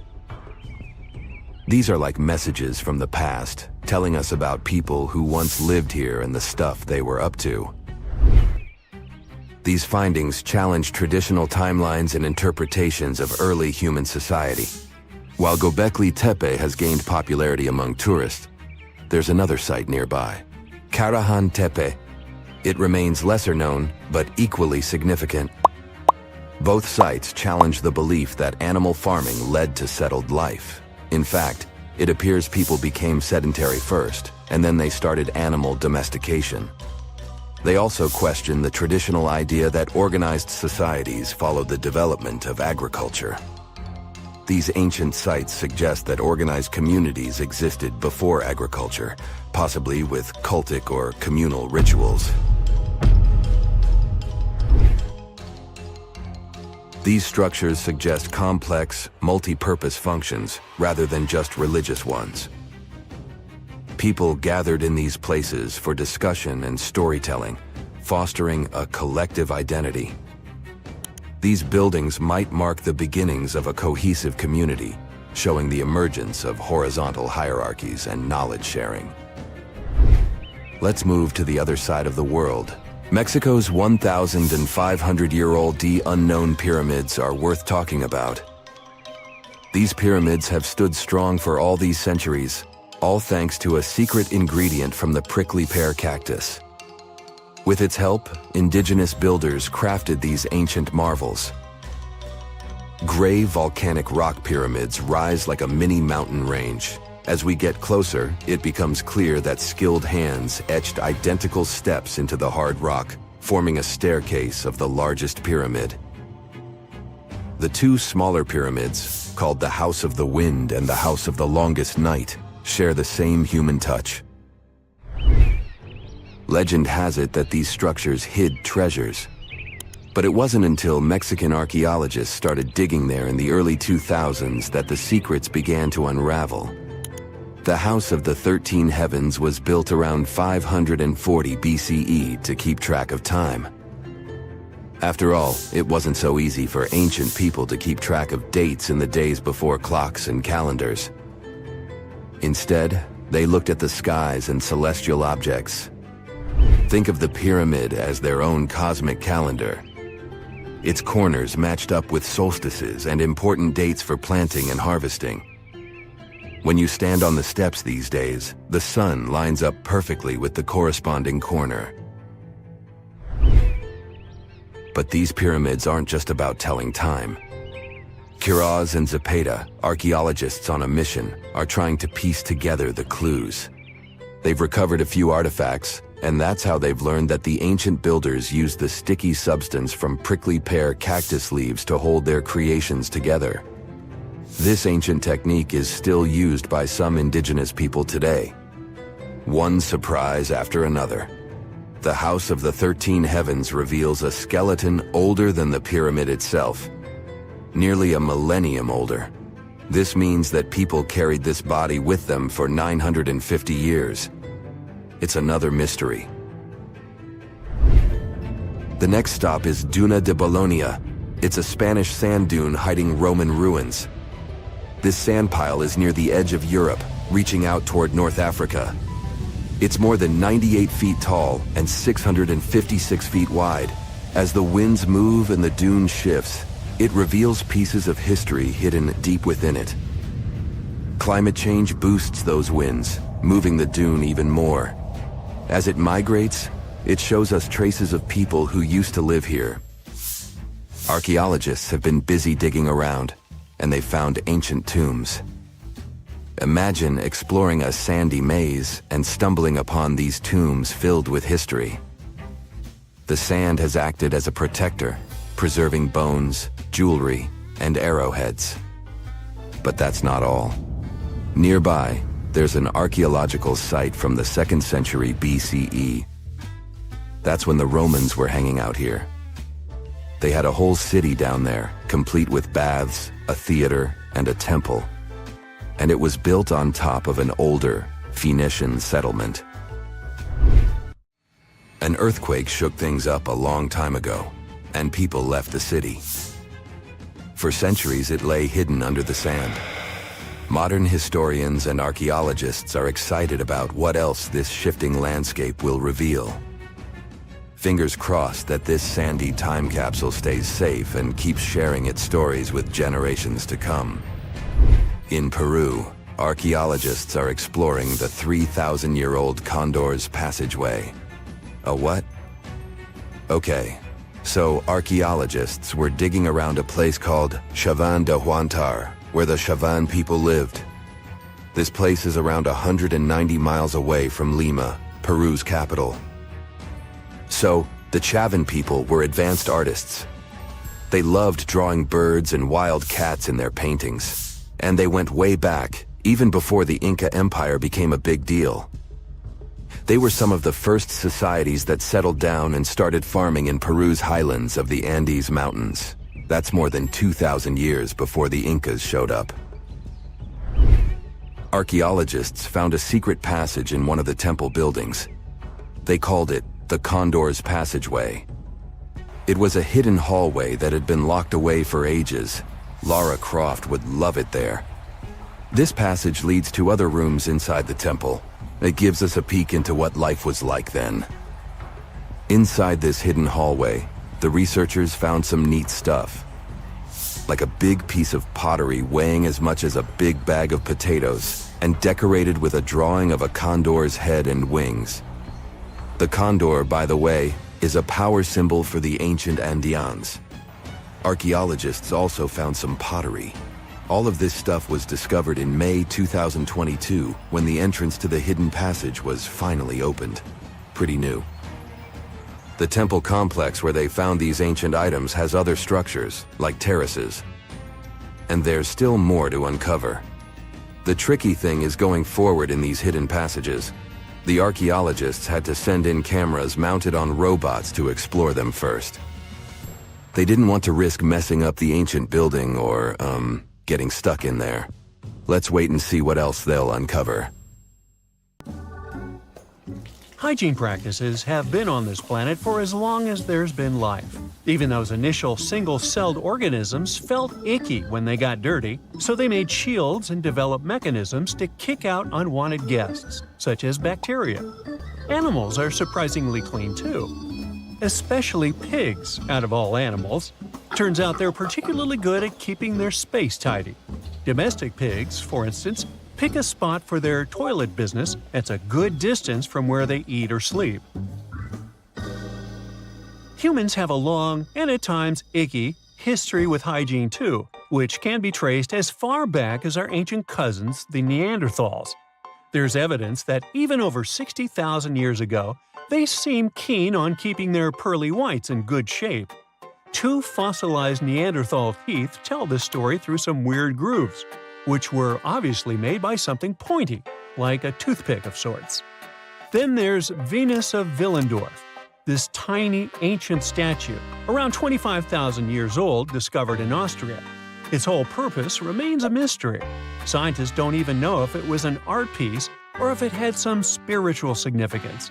But it does give us some indications on ancient hygienic practices. Now, there's no way to confirm, but those bumps and grooves on the statue's head might represent braids. Scientists have no idea how often people washed their hair back then, or if they used any specific cleaning products. But the fact that they put some time into a hairdo shows an extra bit of care that other species might not have. Now, in all fairness, the likely culprit for prehistoric hygienic practices might have been lice, unfortunately. Even further back in time, we meet the Egyptians, who surely take the crown for ancient self-care practices. In fact, according to the Greek historian Herodotus, around the 5th century BCE, the ancient Egyptians were the cleanest and healthiest bunch around. Why so? Because they made sure to bathe twice a day to steer clear of health problems. Spiritual leaders, in particular, took cleanliness seriously, shaving their entire bodies every 3 days and having 2 baths during the day and 2 at night. Wow! Know what should also be taken seriously? Liking this video and subscribing to this channel, which doesn't take nearly as long as an ancient Egyptian bath. Meanwhile, ancient Egyptians also didn't just rely on water. They used perfumes to stay fresh. They also had these natron soaps that were scented and had properties like fighting bacteria and fungi. These natron, which is a mineral salt, was used in mouthwash solutions too. These people chewed on parsley and similar herbs to keep their breath fresh. Egyptians back then went even as far as developing one of the first deodorants. Ancient texts suggest putting a scented bread concoction under the arms post-bathing. People also mixed an ostrich egg with pulverized tortoiseshell and used it as an ointment to ward off unpleasant odors. Women, especially the wealthier ones, shaved their heads with flint or metal razors, choosing wigs made from human hair to shield their skin from the sun and avoid lice. Those who kept their hair natural often used hair extensions or wigs secured with beeswax and resin. There were even women who wore perfume wax cones on their heads that would slowly release a delightful scent during the day. Woo, coneheads! Let's now move towards the north a bit and check out the ancient practices of the good old Romans. Sure, the Babylonians and Assyrians were the first to sort of invent the toilet. That's because they crafted areas with 2 short walls and a little gap for the business. And then they just let the debris flow into the canals along with their bathwater. But it wasn't until the ancient Romans that these toilets became a common, widespread device. The less well-off households went for a barrel as their toilet, just dumping the stuff from their chamber pots into it. Public toilets were popular too, at times even big enough for over 50 people. Imagine having a chat about commerce and marketing with other professionals while, doing your thing. You wouldn't be wrong. In fact, that's what the Romans did. And that's where the phrase, to do one's business, comes from. Now, did the ancient Romans use toilet paper? No, they didn't. But they did supposedly use a sponge on a stick called a tersorium to tidy up after completing their potty time. There's evidence you'd often find these devices in public bathrooms, but how exactly they were used is still a bit of a mystery. It's not like we sell toilet paper with detailed instructions these days either. However, the hefty sponge might have been a reusable contraption.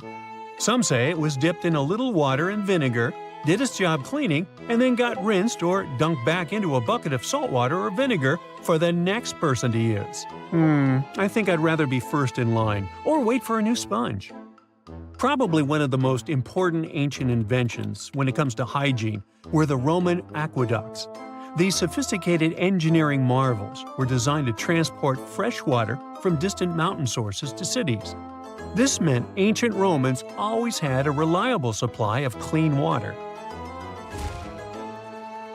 Now, the medieval times have this reputation of being some of the smelliest in human history. But if we look at the data, it wasn't that bad. People were advised to keep it smooth, getting rid of unwanted hair by either shaving or plucking. Another technique was to put together a mix of crushed needle seeds and vinegar and slather it on the skin. Think of it as an ancient body scrub. As for hair, doctors suggested washing it, but not too often, just once every 3 weeks. The preferred method? A good scrub with water and herbal blends. Daily hair care involved combing, sometimes with powders made from sweet-smelling flowers like rose petals. For laundry duty, our medieval ancestors tossed clothes and linen into a tub, river, or stream. To really amp up the cleanliness, some added wood ash to the water. Women often took laundry to rivers, where they would stomp on clothes or beat them with a wooden bat until they were done. In fact, the washing enthusiasm got so intense that it led to some serious public health issues. One story goes that in the 1400s, an English city put a ban on washing clothes at town conduits because it became such a mess. When it comes to laundry, though, people that lived through the Victorian era really overdid it. For starters, it was a multiple-day project. Manuals then suggested letting clothes soak overnight as the first step. The next day, it was a complete process of soaping, boiling, rinsing, drying, starching, and ironing. Sometimes they even had to repeat these steps. To keep whites looking brand new, women had various stain removal options. For instance, sour milk was said to work wonders in removing iron rust. Every wash also involved a bluing stage. White clothes were boiled or scalded with water that had a touch of blue dye. This made yellowing clothes look whiter. Interestingly, you can still find bluing products for laundry today. Another manual gave tips on bleaching clothes. Cotton could be bleached by soaking in buttermilk or adding turpentine to the first wash. Muslin fabric needed a chemical mix after the initial soap boil, followed by sun drying. At about the same time lived one of the most beautiful women in history, Sisi of Austria. She became renowned for her personal hygiene and self-care routines. Her most recognizable attribute was this thick chestnut hair with an incredible length, down to her feet. It took her 3 hours per day just to manage it. Every morning she'd have a cold bath, a massage, and then she'd sit down in a chair for hours, letting her hairdresser do her job. Sisi's skincare regimen was equally as outrageous. Obsessed with keeping wrinkles at bay, Sisi put crushed strawberries to her hands, neck, and face. She also slept with a custom mask on, lined inside with pieces of raw veal. The woman also spent time in warm olive oil baths to keep her skin soft, and for everyday bathing, she used distilled water. Sisi also made it a habit to sleep without any pillows, because she believed it would benefit her skin. Kind of obsessive, wouldn't you say?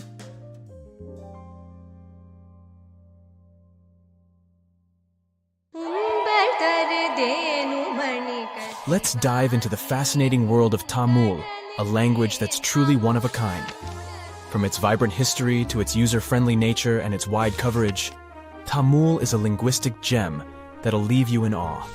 For starters, Tamil holds the title of being the oldest living language on the planet. I mean, it's been around for more than 5,000 years. It's hard to know if it's truly the oldest language ever, but it sure takes the cake for being the oldest living language still in use today. The word Tamil itself isn't just a one-trick pony. It has multiple meanings up its sleeve. Of course, it refers to the language itself, but it also signifies beauty, sweetness, and even the concept of being natural. Talk about a versatile word. How many people still speak this language today, you might wonder? Tamil is like the rock star of languages in India, with over 84 million native speakers. Globally, almost 90 million people proudly call Tamil their mother tongue. Hold on to your hats, because things are about to get divine. In India, you'll find a temple dedicated to none other than Tamul Tai. Now, Tai means mother, and this deity is considered the personification of the Tamil language as a loving and nurturing parent.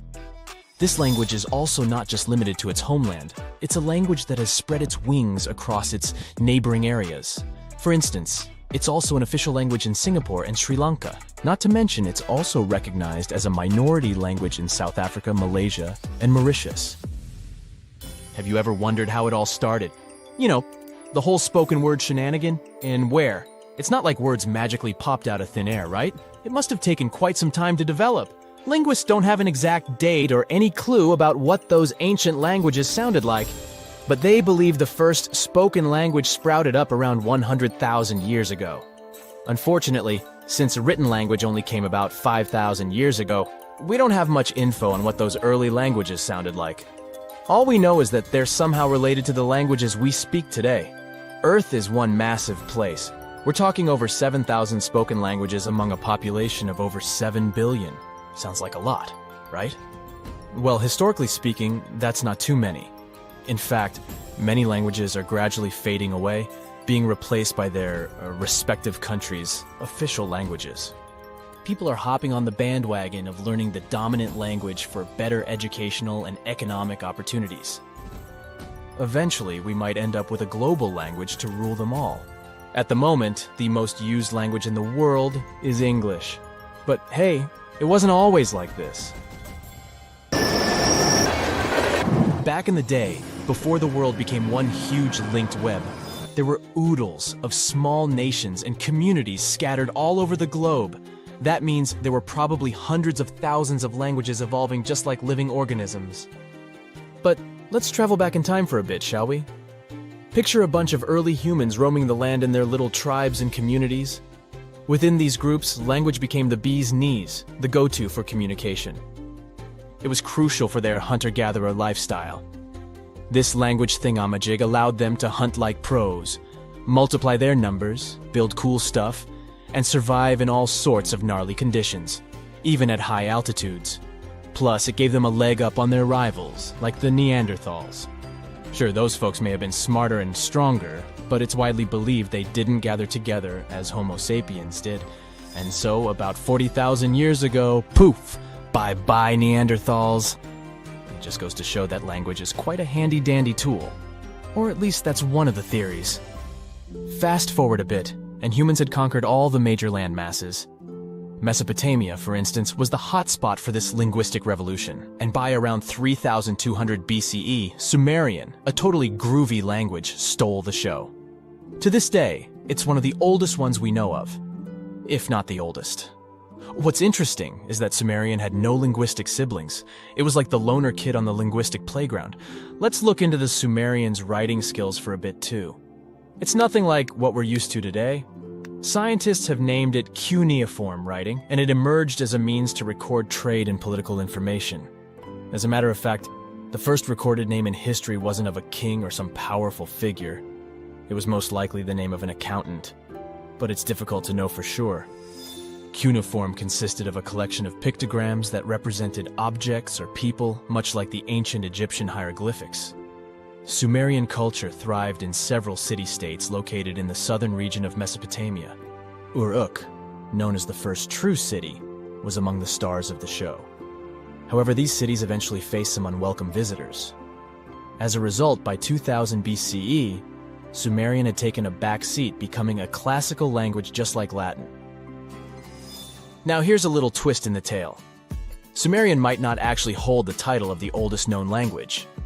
Egyptian, for instance, emerged around the same time as the Sumerian civilization, but along the banks of the Nile. This ancient language also made use of pictograms in its writing system, but it did undergo some serious transformations due to its interactions with neighboring languages like Ancient Greek, Persian, and Latin. By the time of Roman occupation, Egyptian had become a dead language, gradually replaced by Greek. Now let's give a special shout out to another one of those old languages that are still spoken today, Hebrew. This remarkable language has been around for over 3,000 years and has managed to remain relatively unchanged throughout its long history. Hebrew is one of the official languages in Israel, and around 63% of the population in this country speaks it. Also, there are approximately 6.1 million people all over the world who can proudly say that Hebrew is their first language.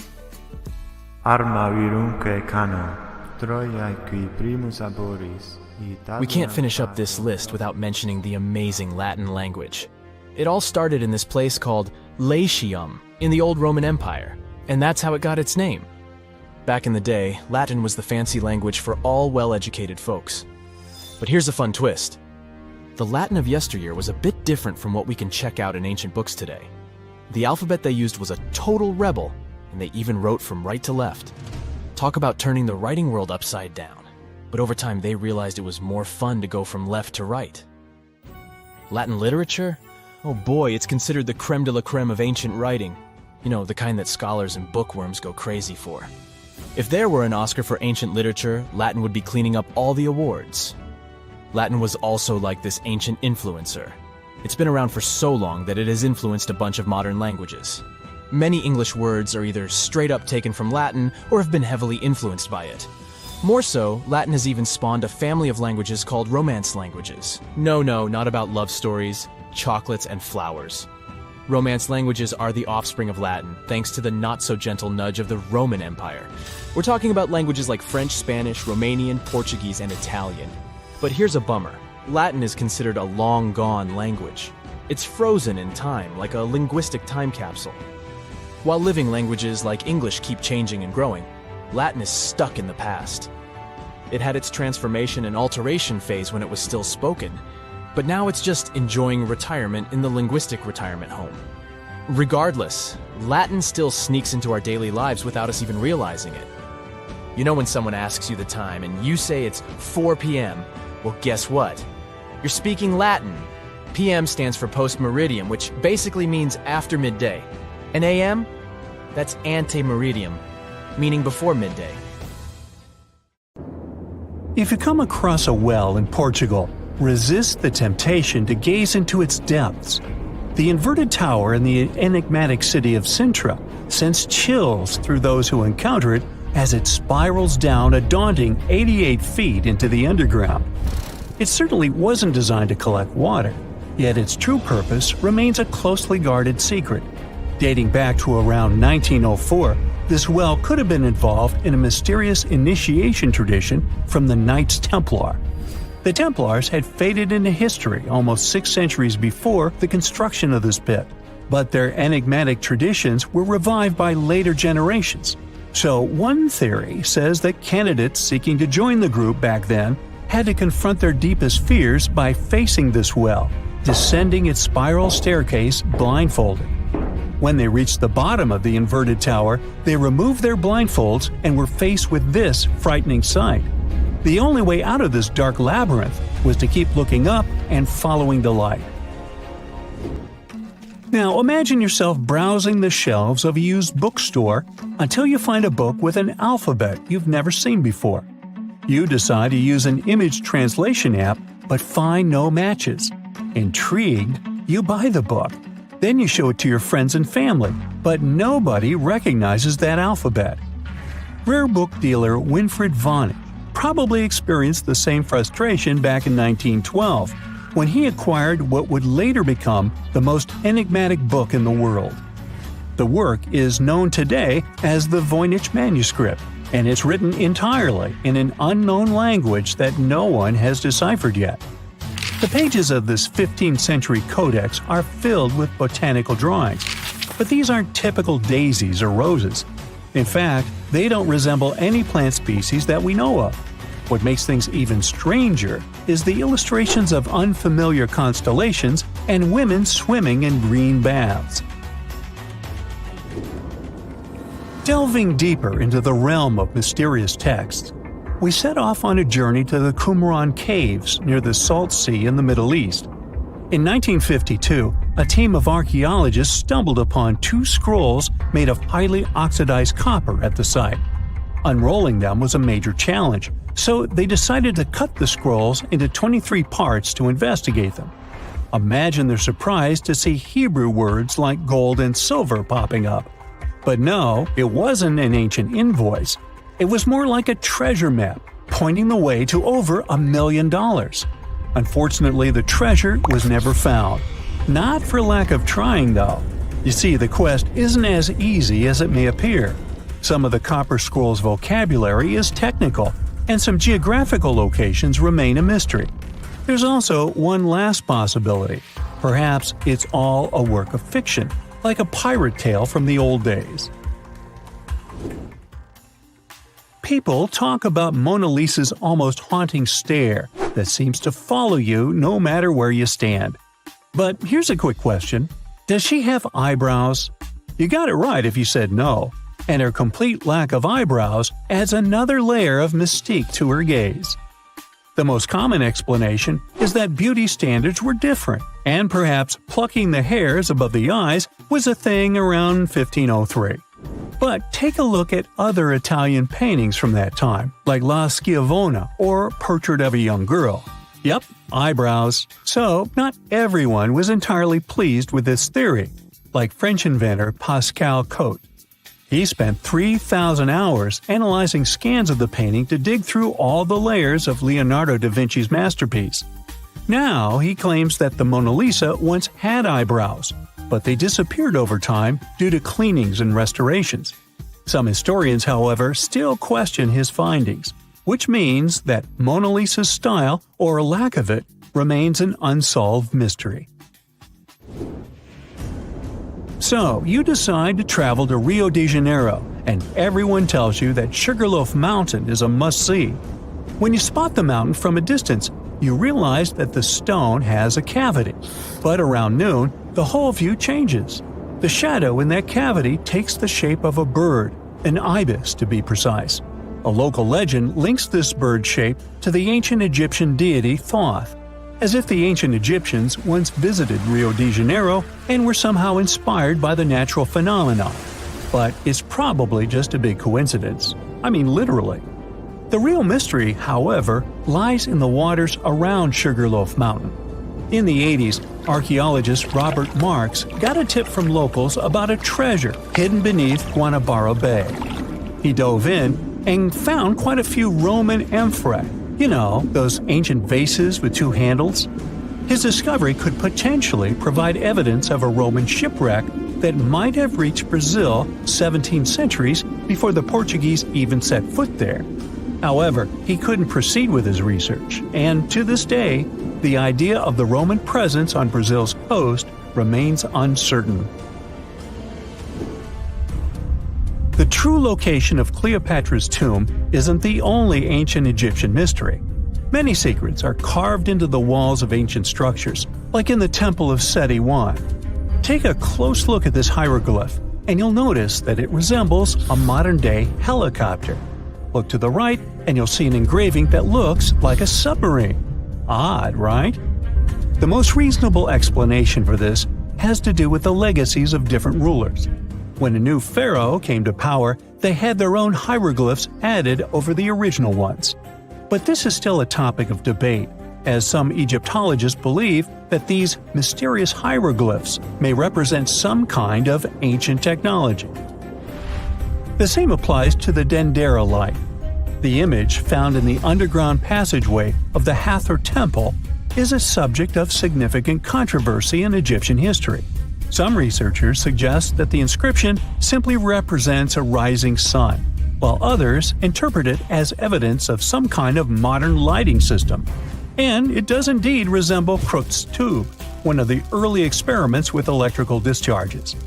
Although there's no concrete evidence of ancient Egyptians having modern electricity, some historians believe that this theory could help explain why many discovered tombs don't have any residues left behind from the use of oil lamps or candles. A lot has been said about the mysterious pyramids of Egypt, but many people tend to forget that other inexplicable structures had already existed even before them. Our next stop takes us to Turkey. The top of a hill known as Gobecletepe, near the city of Urfa, holds an ancient secret. It features more than 20 circular stone enclosures dated back over 11,000 years. Many of these have heavily carved stone T-shaped pillars adorned with eerie human figures with folded hands. The most accepted theory is that it's the world's first temple, likely used for rituals or social events.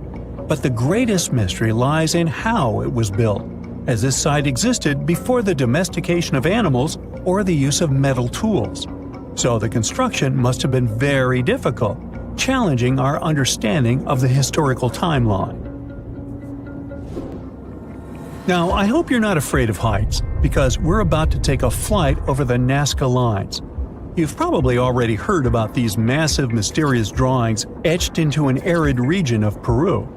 They come in many different shapes, like a spider, a monkey, and even a Google-eyed ET, that is probably just a fisher. Anyway, this story got some fresh chapters in 2022 when an additional 168 new drawings were discovered. The original ones could only be seen from the air, but these new ones are much smaller and can be observed from the ground. However, one thing they have in common is that their purpose remains totally unclear. Some might call them the largest-scale calendar in the world. Others suggest that they served as a tool for agricultural purposes. Of course, many theories have emerged in an attempt to give the Nazca Lines a meaning, but the truth is that they remain some of the most important unsolved mysteries in history.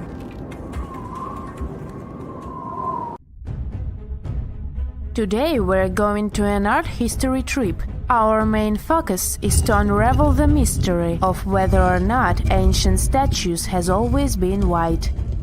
We'll visit museums and even time travel to try and get a glimpse of what these statues were really like back in the day. To kick off our tour, we land in New York. We climb the famous steps of the Met, the Metropolitan Museum of Art, and walk inside this enormous museum. You walk down the aisle and get to the room where one of the world's biggest collections of ancient Greek and Roman statues is held. Admiring the large array of statues, one thing seems evident. They are mainly white. It makes sense since their primary material is white marble.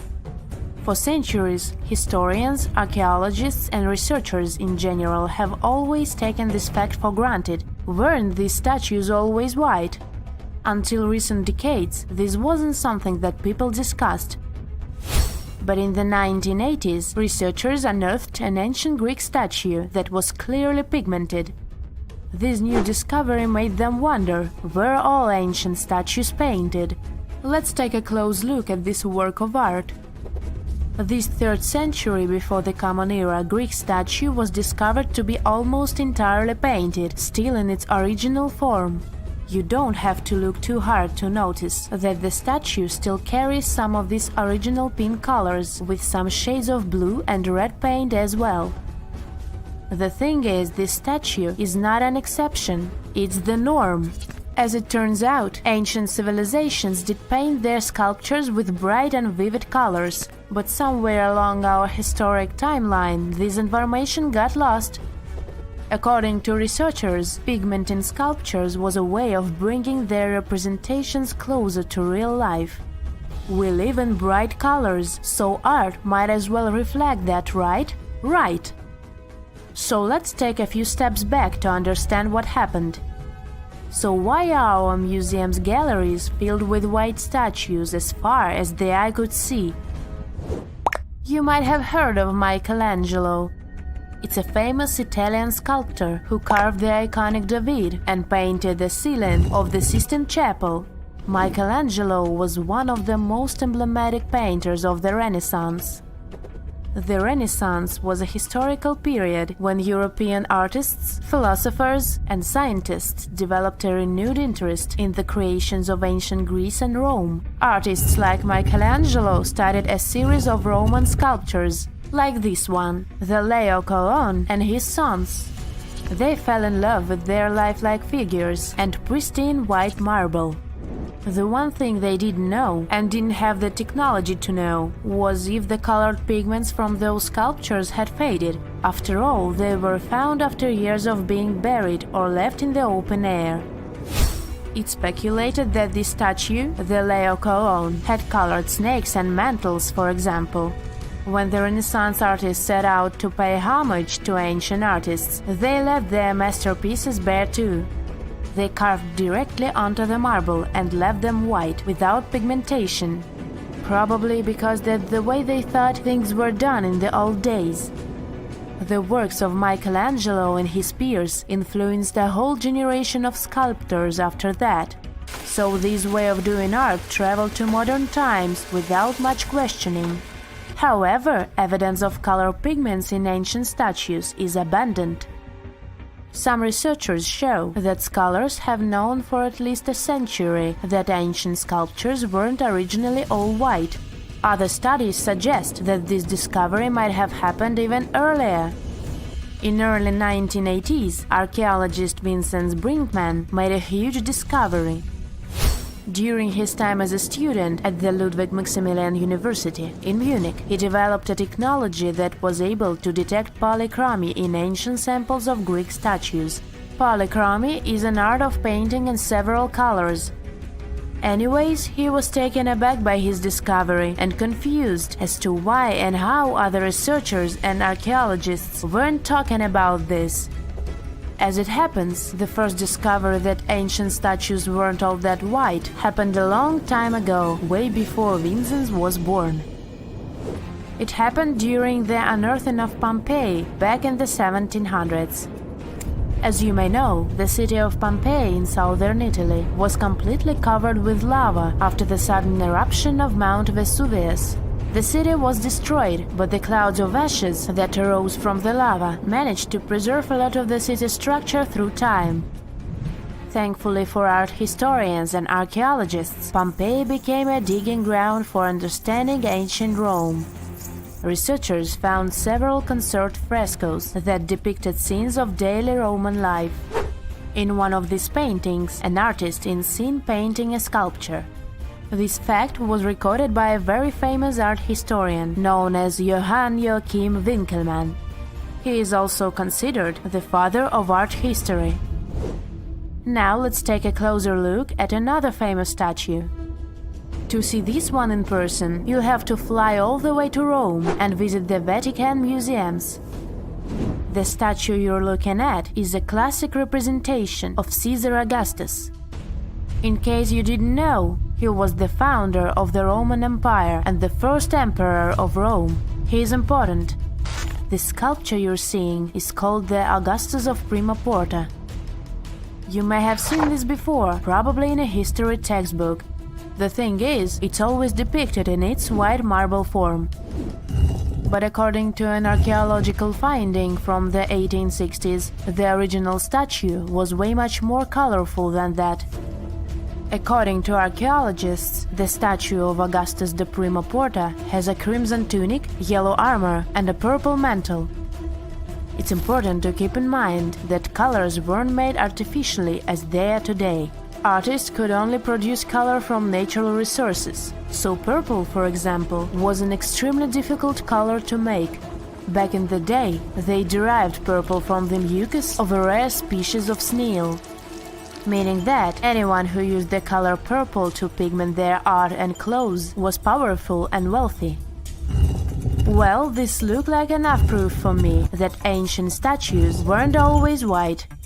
But as we can judge by the look of our modern museums, there didn't seem to exist enough interest in the art community to further explore polychromy on the ancient statues. But remember that archaeologist we talked about, Brinkman? Well, he has been collecting data on polychromy since the 1980s. At a certain point, he even began making colored replicas of such statues. The technology used is far from simple. To reconstitute these ancient works of art, Brinkman makes a 3D plaster copy of them, then he paints them by hand with the help of his wife. To find out which color were used in the original sculptures, Brinkman uses UV light. Certain pigments glow under UV light, exposing traces that would otherwise be invisible. Take this colorful archer as an example. Look at these colors. This piece is the reconstruction of a marble archer in the costume of a horseman. To accurately depict the archer, restorers had to research a lot about the history of the region where the art piece was originally found, since colors have a cultural meaning. That, together with UV technology, allowed for the reconstruction you can now see. It seems very far from the idea we have of what the Greeks would make, but this is supposed to look exactly like the original one. According to Brinkman, we shouldn't be so surprised that ancient Western civilizations used bright colors to depict their realities. After all, the Romans and Greeks were heavily inspired by the works of art of Egyptian civilization, Old Mesopotamia, and Asia. For example, if you look at the famous Egyptian Sphinx, you might be led to believe that it always looked that way, but that wasn't at all the case. Modern studies and virtual reconstructions of the monument show us that the monument was very colorful. The body of the statue is believed to have been painted terracotta, while the regal headdress that circles the head is meant to have been golden blue. All of these were considered important colors in Egyptian times, and it was only suitable to use them to depict a pharaoh. This hidden village is called Aogashima. It's located right in the middle of a volcanic crater. You can find it to the south of Japan, in northernmost Micronesia. The story goes that a volcano erupted in the Philippine Sea in the 1780s, causing a lot of harm to a nearby community. Half of the population managed to escape the massive eruption and came back years later to rebuild their village. At the moment, about 160 people are living there peacefully, even though the volcano is still considered to be active. Huacachina in Peru lies in one of the driest climates in the world, and still, it's a beautiful town, surrounded by lush palm trees. It also has a lagoon, which is said to have special healing properties. The settlement has a little over 90 residents that manage small businesses. Most of them use sand as their primary resource. Some offer sandboarding services or even provide luxury dinners in the desert. For over 500 years, a small group of people has been living on a cliffside of a peak called the Green Mountain. It's one of the most remote places in Oman and in the whole world. The only way to reach the settlement is on foot, by mule, or by all-terrain vehicle. It's called Al-Sogara, and you need to hike around 20 minutes up a steep stone staircase to get there. The village appeared back when the locals chiseled their houses into the mountain stone to protect themselves from storms and the cold.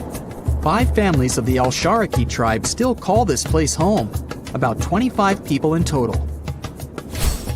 A lot of other villages like this one can be found in the region, but Al-Sogara is special because it's the only one that is still inhabited. Up until 14 years ago, there wasn't even electricity or telephone lines here. The nearest road you could drive on was 9 miles away.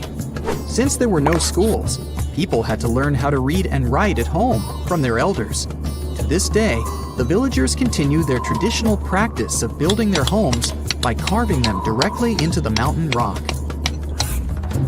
One of the most beautiful Greek gems is Monemvasia, a castle town located in southeastern Peloponnese.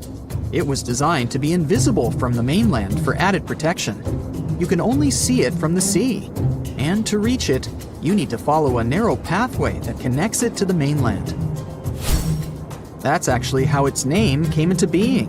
It translates to a single passage. Monemvasia was built in the Middle Ages, exclusively carved in the mountain rock. These days, a lot of old mansions have been turned into guest houses and boutique hotels. Not only is the architecture amazing and beautifully preserved, but it's also surrounded by crystal clear waters. A town with no roads? Pack your bags for Giethoorn in the Netherlands, if you don't mind traveling by boat. The town is very peaceful, probably because everyone here travels by canals. Even the mail gets delivered by water. Since there's no car traffic and people rarely move around, the town is really quiet. So quiet that the loudest sound one can hear is the quacking of a duck every now and then. It initially started as a movie set, but Hobbiton in New Zealand still exists, even after the filming of The Lord of the Rings and The Hobbit was finished. Tours to the charming set town are now available. There are 44 Hobbit holes in total, though only a few of them are actually open to the public. The isolated cliffside village of Hessdalen in the Faroe Islands has a population of only 11 people. It's mostly known for its scenic waterfall, which falls directly into the Atlantic Ocean. You could only reach it on foot, hiking through the mountains not so long ago. However, a tunnel has been constructed recently, making the place easily accessible by car. The 1980s musical Popeye had a custom set built on Malta. It wasn't taken down after the filming had been finished, and Popeye Village is now home to groups of beautifully colored wooden buildings and a company of actors. There's a lot of fun stuff to do there, like watch theater shows, go on boat rides, visit museums, or simply explore the creative village. The oldest and most photographed village in Austria is called Hallstatt. It's a hidden European gem with beautifully preserved old buildings and a subterranean salt lake. It's also home to a museum with artifacts as old as 7,000 years and the world's oldest salt mine. Fort Bortange in the Netherlands is a small establishment shaped like a star. Creative parts aside, it was built this way for defensive purposes. It gave the guards of the fort a strategic advantage because they had a perfect 360-degree view. These days, the construction is perfectly preserved, including its old buildings, cobblestone streets, wooden windmills, and sophisticated bridges. In Morocco, there's a traditional earthen village made entirely from clay bricks. You can find it in a valley close to the Atlas Mountains, 32 miles from the capital of Morocco. Merchants who followed the trans-Saharan trade route went through this town, carrying spices and gold. As the trade route became less and less popular, many of these fortresses were abandoned and are now preserved relics. It's one of the best places for skiing in the world, but it's still hidden from the public. No wonder the locals call it the secret side of the valley. Located in Austria, the tiny village of Varth has only a couple hundred inhabitants. Not only is it the snowiest village on Earth, but it also has access to one of the biggest ski slopes in the world. Its popularity increased a bit in 2013 when the construction of a high-speed road was completed nearby. Pirano in Italy is one of the most colorful islands in the world. Because of its vibrant colors, it almost looks tropical. It features emerald green waters, beautiful houses, and a 17th century bell tower. Its lace-making tradition brought Leonardo da Vinci to the island back in the 1400s. He bought a piece of cloth there and later used it for the design of the famous Dome of Milan. If you have a UK passport, you must be familiar with the beautiful small town of Bibury, as its scenery is featured in your ID. It's surely one of the most charming towns in Europe, as it's made up of stone buildings standing on the River Colne. The image in the UK passports is that of Arlington Row, a line of weavers' cottages that date back to the 14th century. The town of Gobecletepe in Australia is partially underground. It all began back in 1915 when opal deposits were found in the area. To this day, the town is still the biggest opal mine in the world. People living there figured out that it would be more comfortable for them to stick to the underground, as the temperatures outside can reach 125 degrees Fahrenheit. So, the settlement now has underground stores and galleries.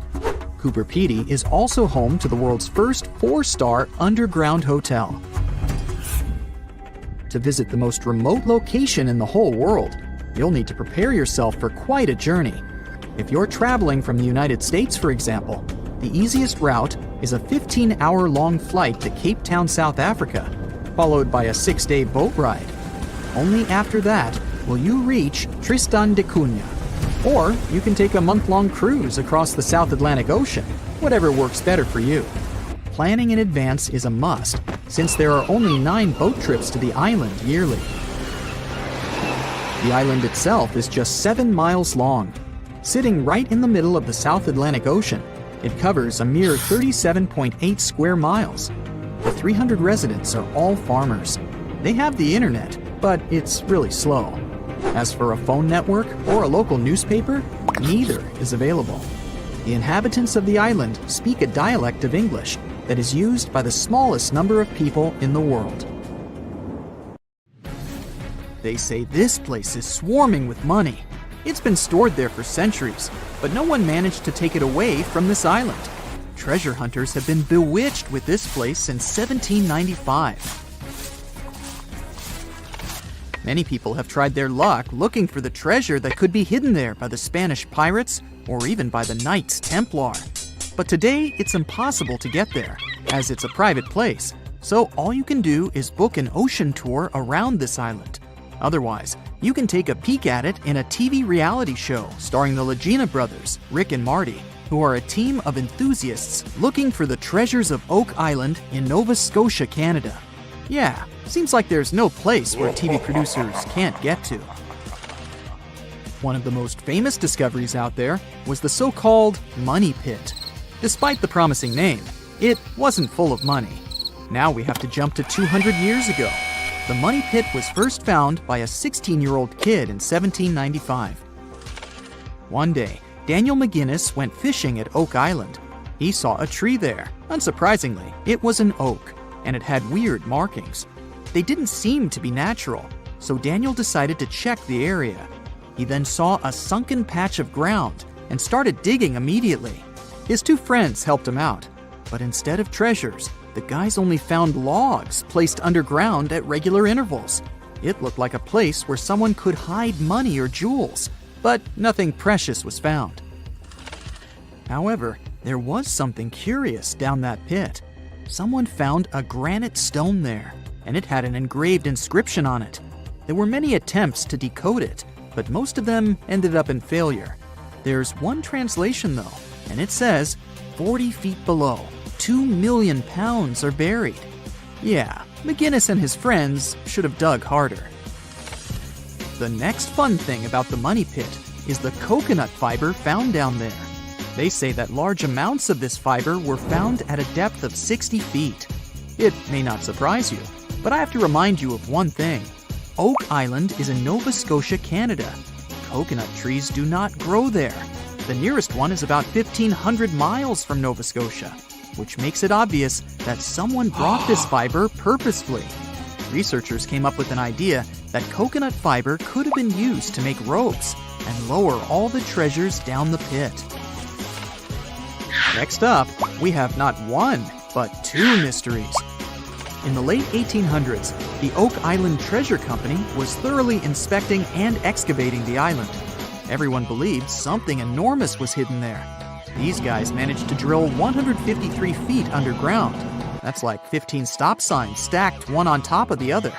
You might have guessed that they didn't find pounds of gold and diamonds, but they found a manuscript. There's a theory claiming that it's one of Shakespeare's lost manuscripts. Some scientists believe that it was hidden there by the writer and scientist Francis Bacon, the true author of Shakespeare's works. Yeah, rumor has it was Francis and not William who wrote all the plays and sonnets. But there's no proof it was really so. The Money Pit may be the most popular shaft on Oak Island, But it's not the only one, and it's not the first. Before the money pit discovery, treasure hunters were drilling at Smith's Cove. While damming there, they found a wooden piece. It was a U-shaped formation that had Roman numerals. After a more thorough inspection, the specialists realized it was supposedly dated to 1769. The money pit was discovered 26 years later. This fact created many speculations that this structure might have been part of the real shaft with treasures everyone was looking for. Now, look at this Templar coin. It wasn't the first discovery on the island, but it was crucial in some way. Even if it may not sound like a big deal today, in medieval times, those coins would amass an insane amount of wealth. They were typically stored in European fortresses. For the treasure hunters, this coin was a sure sign there was more to be found on the island. The logic is simple. If there's one coin of that kind, there must be something else. And they were right. It wasn't the only Templar discovery. On the southwest shore of the island, a crossbow bolt was found. Experts say it dates back to the 13th century. But, once again, that wasn't something the treasure hunters were after. Some more coins were found on the island. Rick and Marty Legina retrieved this precious piece from a swamp. The coin is made of copper, and this time, it originated from Spain. When it was found, the Legina brothers could only see the number 8 engraved on it. But later on, some experts studied this coin and claimed it was made sometime around the 17th century. They managed to clean it well and saw the date 1652 engraved on the back of this coin. There's a theory stating that Spanish explorers found some treasure but hid it instead of taking it to the king. So maybe this coin just dropped out of the chest full of coins and jewels and is part of the treasure everyone was after. Or someone could have accidentally lost it while looking for the treasure. Who knows? One more famous treasure hunter is Gary Drayton. Gary and his team, together with Rick Legina, came across 2 coins while metal detecting the island. Those were 17th century King Charles II Britannia coins. One of them had a very clear inscription on it, stating that the coin was minted back in 1771. Another swamp treasure of possibly Spanish origin is also here. This time, it's a silver ring. A specialist studied it closely and reported that it had been repaired twice. The ring was once made bigger, and it was also made smaller ones. It's decorated with a floral design, which was popular in Europe in the 1730s. Among all the other curious things, Rick and Marty Legina found a silver button at Isaac Point. The button's pretty old. It supposedly dates back to the middle of the 18th century, and the notorious money pit was discovered later. This is why it wasn't a big deal of a find. It could simply belong to some farmer peacefully raising livestock on the island. There's no official record of any chest full of gems and coins found on Oak Island, but enthusiasts did find some jewels there. First off, the team found a brooch with a magnificent red gem. They mistakenly thought it was a ruby, but a professional gemologist stated it was a garnet. The piece was made of silver, and it's pretty old. Experts believe it was made around the 15 or 1600s. Another brooch they found didn't have any gems on it, but it had an intricate design. It's a brooch with a leaf design and an ornate rope.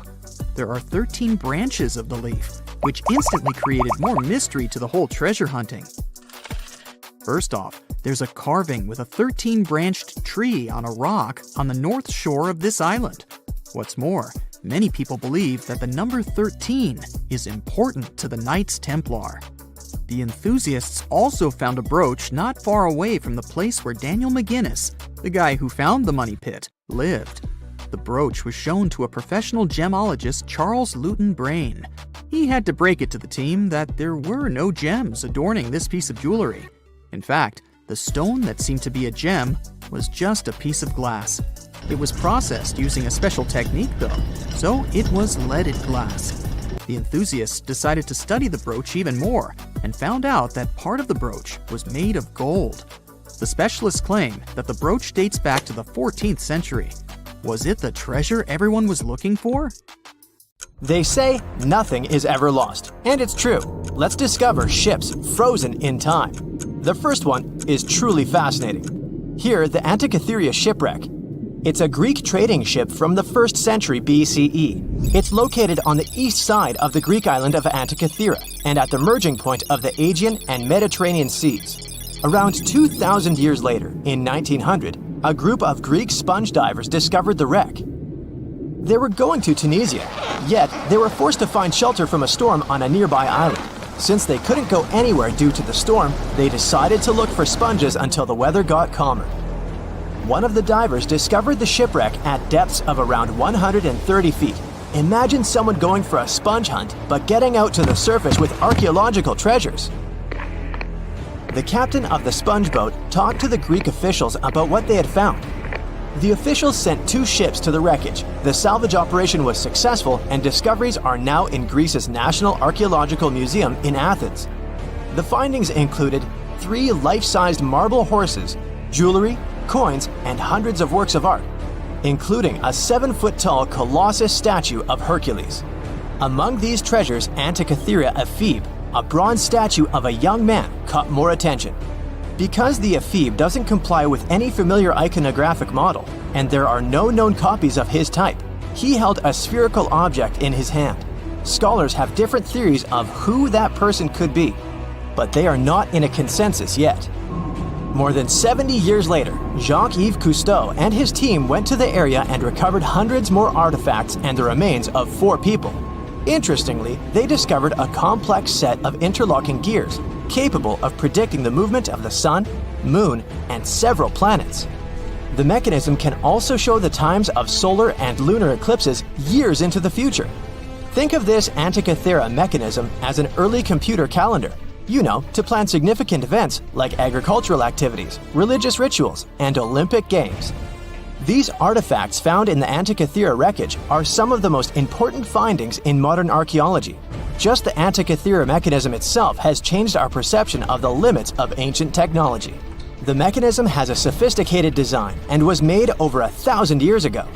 After all these amazing discoveries, experts believe that the wreckage site has remained largely unexplored, and is mostly because of its location and the landscape of the seafloor on which the ship rests.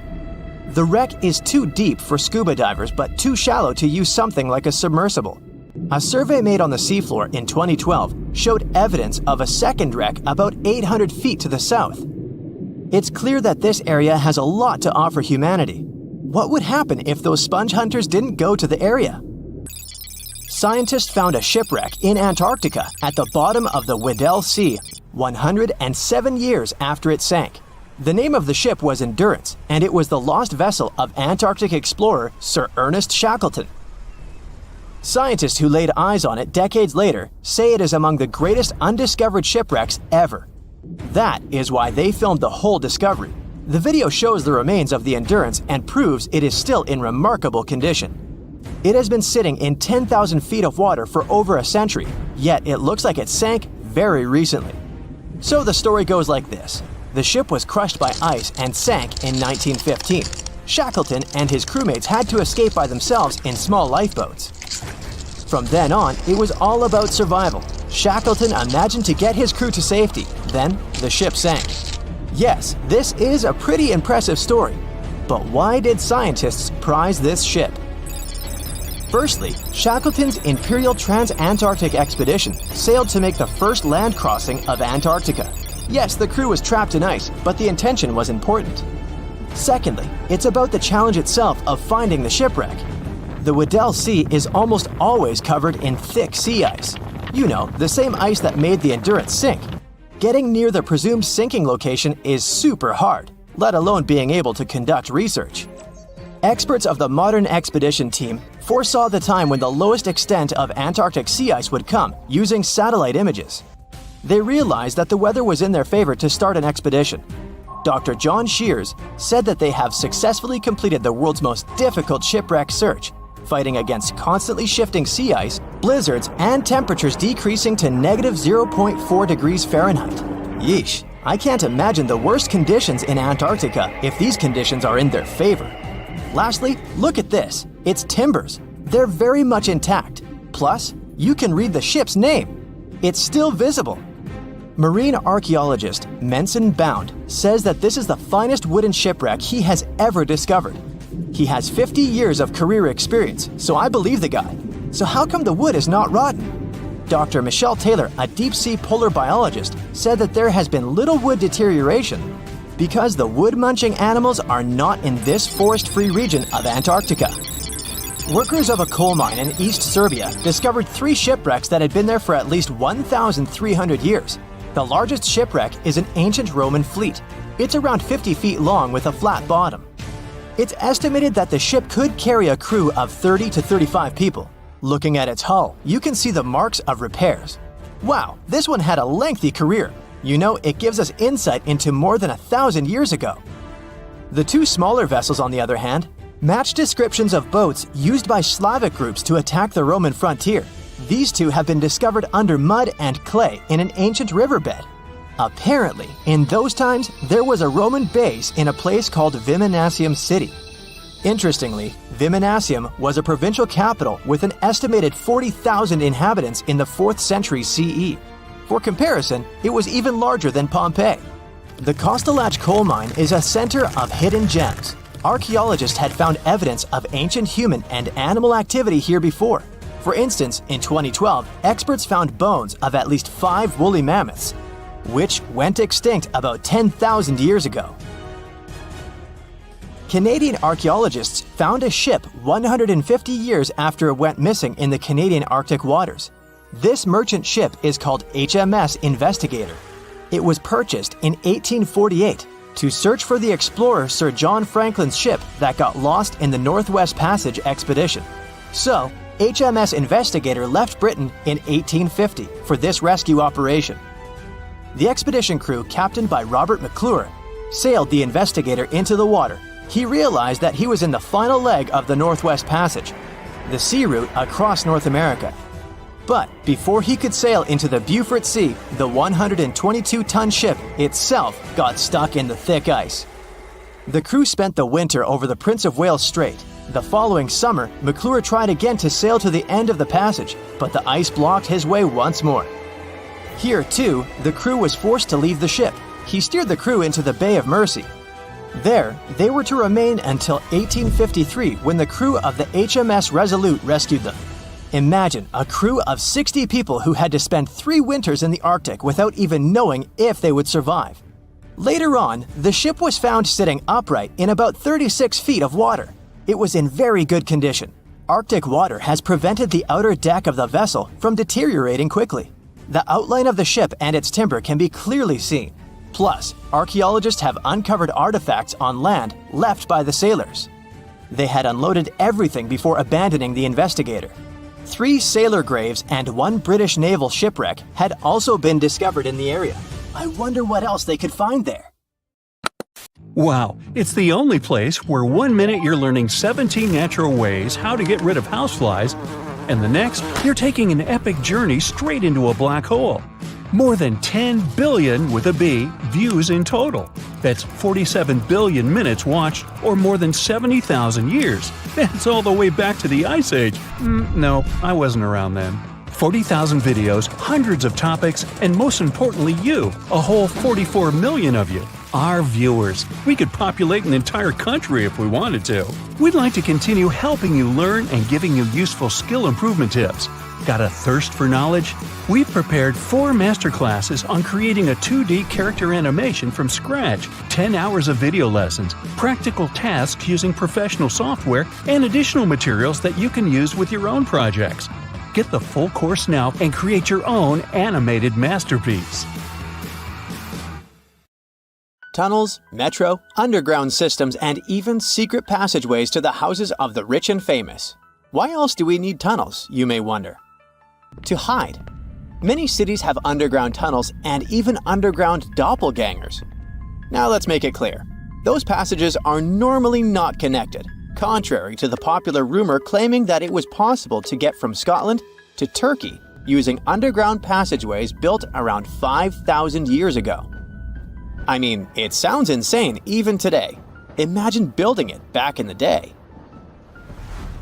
These tunnels have an official name, the Hessdalen tunnels, and they were most likely built in the Middle Ages.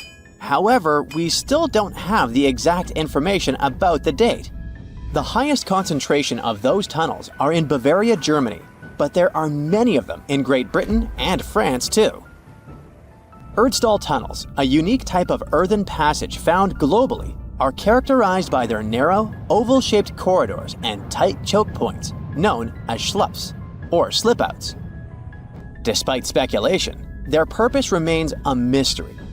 However, some of those tunnels have fireplaces and even vents, which might mean those were used primarily for shelter. Dating back to the Middle Ages, possibly as early as the 12th century, Hessdalen tunnels lack archaeological signs and historical records, so it's not a surprise that there are many rumors about their use. Some scientists are sure those were storage spaces, though their narrowness makes this impractical. Another idea is that they provided hiding spots for farmers during tribal raids. However, their single entry point raises doubts about their effectiveness in evading threats. Now, if you're feeling like Indiana Jones and want to venture into those tunnels, you're in luck. A few structures, like the Hessdalen Radkobluken in Austria, welcome visitors to explore these enigmatic structures. Most of them are closed to the public eye, though. The origins of Hessdalen tunnels remain largely unknown, just like their real functions. And if you think, hey, it's the 21st century here, we can study pretty much everything, well, you're wrong. What makes these tunnels hard to study are the tight confines. Traditional surveying methods often prove inadequate in such spaces. To solve this problem, scientists use a handheld device that integrates an RGB camera, a gyroscope, and high-resolution depth sensors, allowing them to capture intricate details of the tunnels. They also use modern techniques like 3D surveying in hopes of uncovering the true origins and purposes of those tunnels. One hypothesis even suggests they may have been poorly conceived dwellings, abandoned when their inadequacies became apparent. Still, not everyone quite agrees with this idea. Other theories suggest they served spiritual purposes, while the most intriguing idea speculates that those tunnels may be remnants of extraterrestrial civilizations. Experts believe they may have been used for practical matters, such as granaries or hiding spots from looters. As we don't have exact info on who built it and when, it may be pretty much anyone, even a sloth. Nope, I'm not a lunatic. Sloths can build giant tunnels. Check this out. In 2009, a farmer in southern Brazil was driving his tractor through a cornfield when it suddenly sank into the ground. He quickly discovered he had broken through the top of an underground tunnel. When researchers came to investigate, they found a tunnel around 6.5 feet high and the same 6.5 feet wide, extending about 50 feet long, right beneath the farmer's house. When they looked closer, they instantly saw deep claw marks on the walls. That was the proof the tunnel wasn't human-made. So that thing the farmer uncovered was a megafauna paleo burrow, a prehistoric tunnel dug by ancient creatures like giant ground sloths or giant armadillos from over 10,000 years ago. I know, it's hard to imagine those beasts, but let me help you. Take a hamster. Now, increase it to the size of an elephant. Don't forget, this 13-foot tall hamster could also walk on two legs. During their time, around 15 million to 10,000 years ago, many species of sloths and giant armadillos roamed the Americas, some even digging similar tunnels. Today, many of these tunnels are filled with sediment, though some remain clear, similar to the one the farmer discovered. This 2009 find sparked significant interest, leading to the discovery of over 1,500 paleo burrows across southern Brazil, making it the era with the highest concentration of such sites worldwide. But no one knows exactly why there are so many of them in southern Brazil. While some paleo burrows exist throughout South America, none have been found in North America, which is weird since those huge sloths roamed the entire continent. The exact purpose of these large tunnels remains a mystery, but scientists believe they may have served as nursing spaces, temperature regulation, or hibernation areas. tunnels likely developed over centuries as successive generations of sloths and armadillos expanded them. Now, let's take a look at fugus. No, not the Japanese fatal delicacy, and no, not a town in New Guinea. To see them, we gotta travel to the UK. So fugus are underground structures too, but they don't look exactly like tunnels. They are dry stone structures. They look as if a cave had been decorated with stones from the inside. There are only around 15 of them found so far, and most of them are located in Cornwall.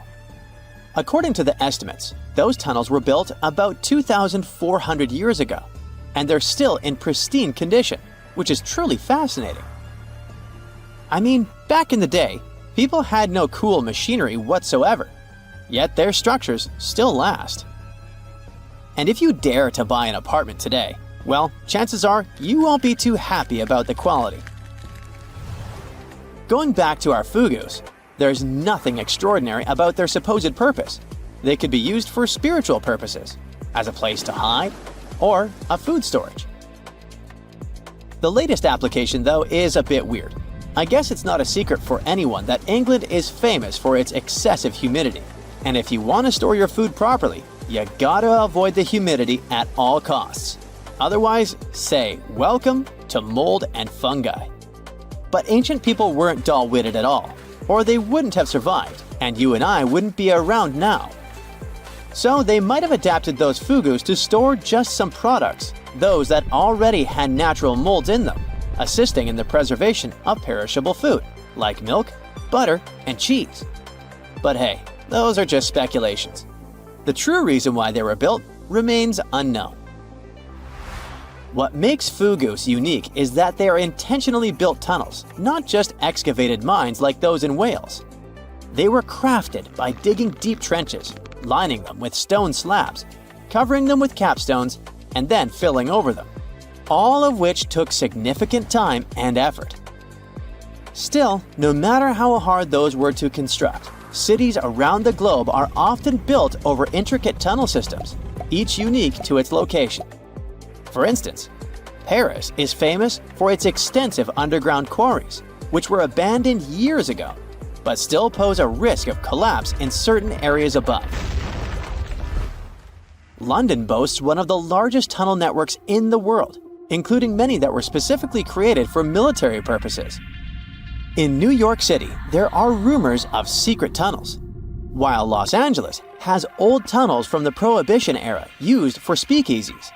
Many other cities also have their share of enigmatic tunnels, and surprisingly, Florida is no exception. It happened in the year 2011 in Ybor City. Near a former post office, flooding uncovered something weird, a section of an unknown structure. Back then, people didn't pay much attention to that, so it took another 7 years to discover something truly fascinating. This historic neighborhood was founded in the 1880s, but it remained unknown until 2018 that it also has a hidden tunnel network. We only learned of it because of renovation work. The exact purpose, of course, is unknown, but most scientists are pretty sure that they serve to connect to early gaming spots and the port of Tampa. Figuring out how extensive the tunnel network is tricky. In 2018, a historic home in Seminole Heights revealed locked doors leading to tunnels from the 1920s. One local even said he traveled through a tunnel for 20 minutes. Rumors suggest some tunnels connect to the Hillsborough River and Ybor City. Research is ongoing, but no new info has emerged yet.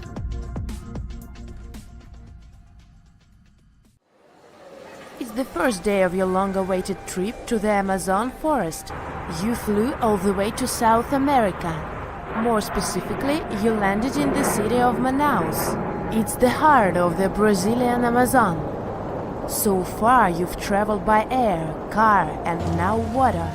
You are on a tiny boat, moving through the dark waters of the Amazon River.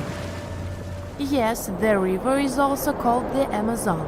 And just FYI, it's the second longest river in the world. It loses only to the Nile River in Egypt. The The Amazon sprawls for an impressive 2,700 square miles, beginning in Peru and ending only when it meets the Atlantic Ocean off the coast of Brazil. To get a closer look at the forest, you decide to start by exploring it by boat. First up, you watch some piranha fishing. You can even try to catch one yourself if you like. As you may know, piranhas are carnivorous fish that inhabit the Amazon River, so it might not be your best option to go swimming in these waters. One of the most emblematic species of alligators present in the Amazon River basin is the broad-snouted caiman. It looks pretty much like a regular alligator, except for the fact that it has a yellow chin. Your guide leaves the boat and searches the water to show you a caiman up close. He also tells you of another legendary creature that lives in the dark waters of the river, the pink dolphin. Lucky you get to witness a family of pink dolphins showing their fins near your boat. They look magical from the place where you're sitting. You've probably never known dolphins can be pink, huh? After a few mesmerizing moments, you discover that the dolphin's pink color is nothing but an illusion. The animals are originally pinkish-gray, but due to the brown colors of the Amazon River, they look vivid pink when you stare at them from above. Your guide tells you that the pink dolphin is a central character of Brazilian folklore. Locals believe that the pink dolphins can turn into humans and wander off into towns at night. You get off your boat near one of the entrances to the forest. Now you're going to continue your trip on foot. Your guide says that you are venturing into very dangerous terrain. The Amazon is home to some of the creepiest species of wildlife on the globe, but don't worry, we'll get to see a lot of them today. You've come prepared, of course. Bug spray, a raincoat, and your sharp eyes. Inside the jungle, you need to be alert at all times. You may have heard legends of the anaconda, a snake that can swallow animals as big as a cow in one go. Sorry to break it to you, but those are not just legends. Reptiles like these do actually exist. They live deep in the jungle. It right there, moving between the trees. Is it a spider? The so-called Goliath bird-eater is a monster spider. Its legs can grow up to a foot in length, and the spider itself can weigh around 6 ounces. It's also known as the king of tarantulas. You shouldn't get too close, of course. It's not venomous to humans, but its bite can surely sting. As its name suggests, the Goliath bird-eater can even eat birds, as long as they are smaller than it is. Up next, you run into another species of spider that draws your attention.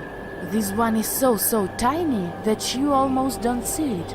It's known by the popular name of the decoy spider. You see one of its creations, a gigantic spider built by the tiny Cyclosa spider in order to scare off large predators. This is as amazing as it is creepy. A spider that uses the remains of other insects and dry leaves to create the image of a large spider on its web. If it fools predators, perfect!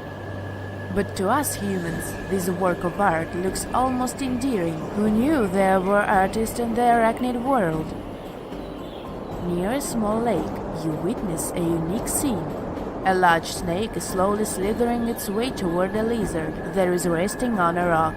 The lizard seems obvious to the presence of the dangerous reptile, but right as the snake is preparing to attack, the lizard flies the scene in its iconic way. The so-called basilisk lizard is famous for its ability to walk on water, or rather run across the water.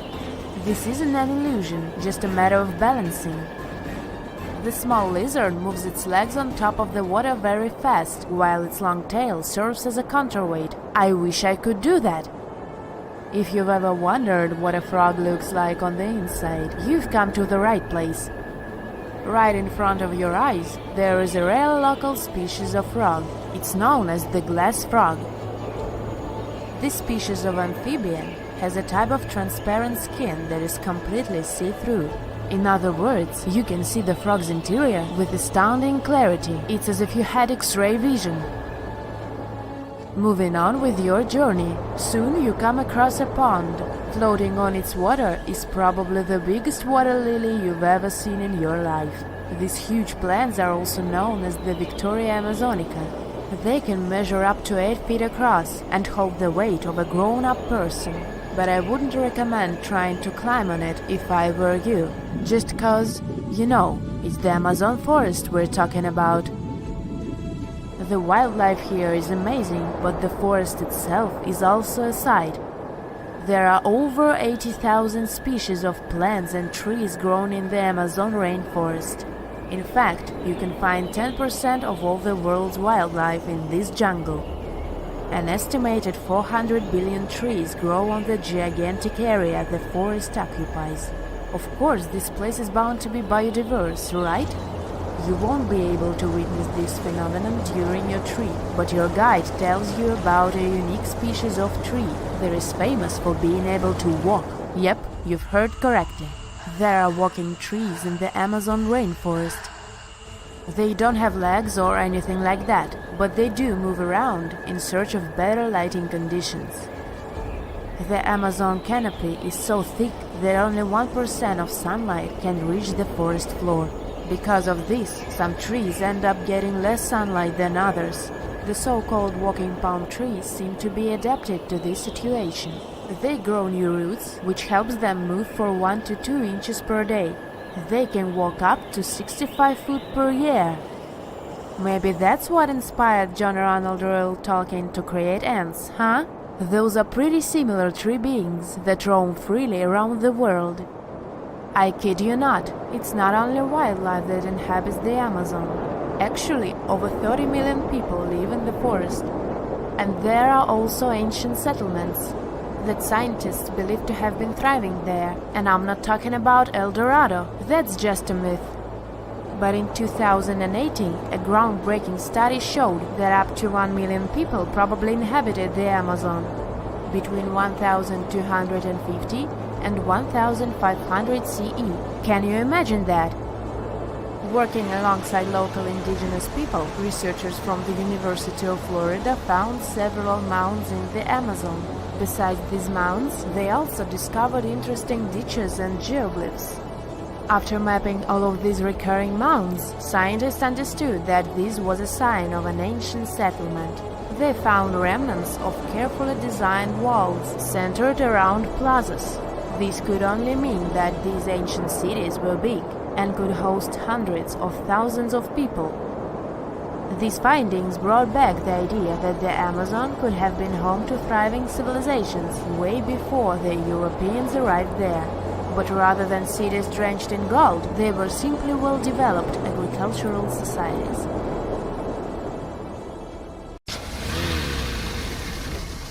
And now we're off to almost 5,000 years ago. Let me take you to ancient Egypt, where back in 2550 BC, guess what? The construction of the Great Pyramids of Giza started. People learned to build cathedrals and skyscrapers, but it wasn't until recently that these massive buildings appeared. It's still a mystery to even modern scientists how these pyramids were built 5,000 years ago. No wonder they are one of the 7 wonders of the ancient world. They're also the oldest of them and the only wonder of the ancient world that still exists in the 21st century. It must have taken a lot of cooperation to build a thing that massive, even for today's metrics. But the Giza pyramids weren't the first pyramids ever. The first one, called the Step Pyramid, was built around 80 years before the first pyramid of Giza in 2630 BC for King Djoser. It wasn't meant to be extraordinary, but ended up being quite impressive. It was a pyramid of 6 stepped layers of stone. It was 204 feet high, which is as tall as a 19-story building. And it was the tallest building that existed at that time. It wasn't just a pyramid though, it was surrounded by a whole complex of buildings, including even courtyards. In ancient Egypt, people believed in the afterlife, so everyone, especially kings, wanted to make sure they had everything they needed to get ready for it. Here's why the pyramid complex was perfectly supplied with a lot of objects people used every day. The complex included a pyramid and a kind of a palace. Those buildings had many things the king loved and might need one day, like furniture, food, and gold vessels. After Djoser, building pyramids became common practice, but many pyramids weren't finished.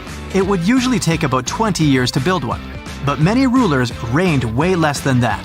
Overall, there are more than 100 pyramids. The most famous pyramids are the Great Pyramids of Giza. The first one and the biggest one was built for Pharaoh Khufu, around 2550 BC. Initially, it was 481 feet tall, which is as tall as a 40-story building. The second pyramid was built for Khufu's son, Pharaoh Khafre, around 2520 BC. It's just a bit shorter, usually standing at 471 feet high, a 39-story building. This is the pyramid with the famous statue of the Sphinx. Sphinxes have a lion's body and a human head. They were built to guard important areas. This one has the head of Pharaoh Khafre and is guarding his pyramid, facing the sunrise. The Sphinx is most well known and is one of the world's biggest and oldest statues.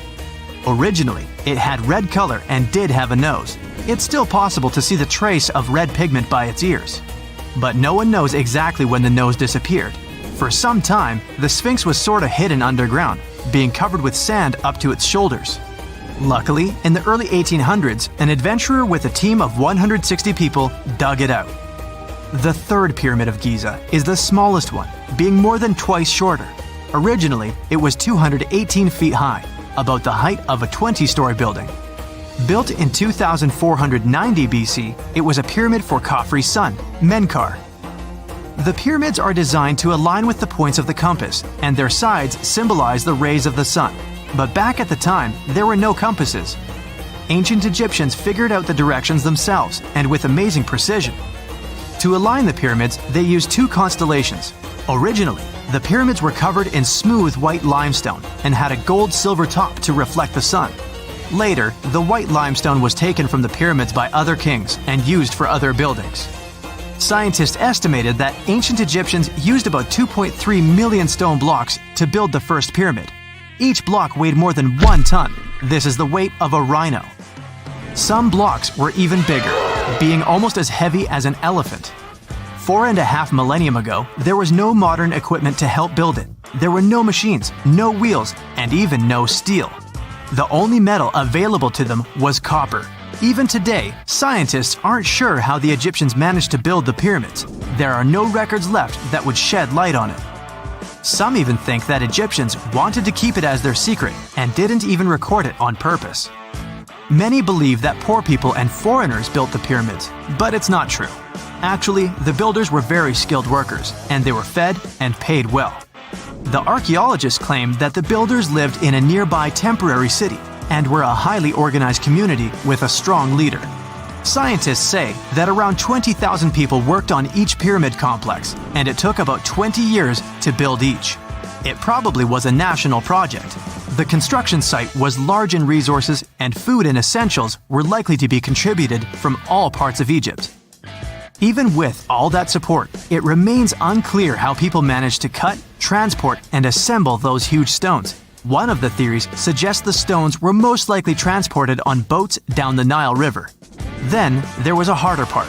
They had to be moved to the construction site. For that, they probably used wooden sleds.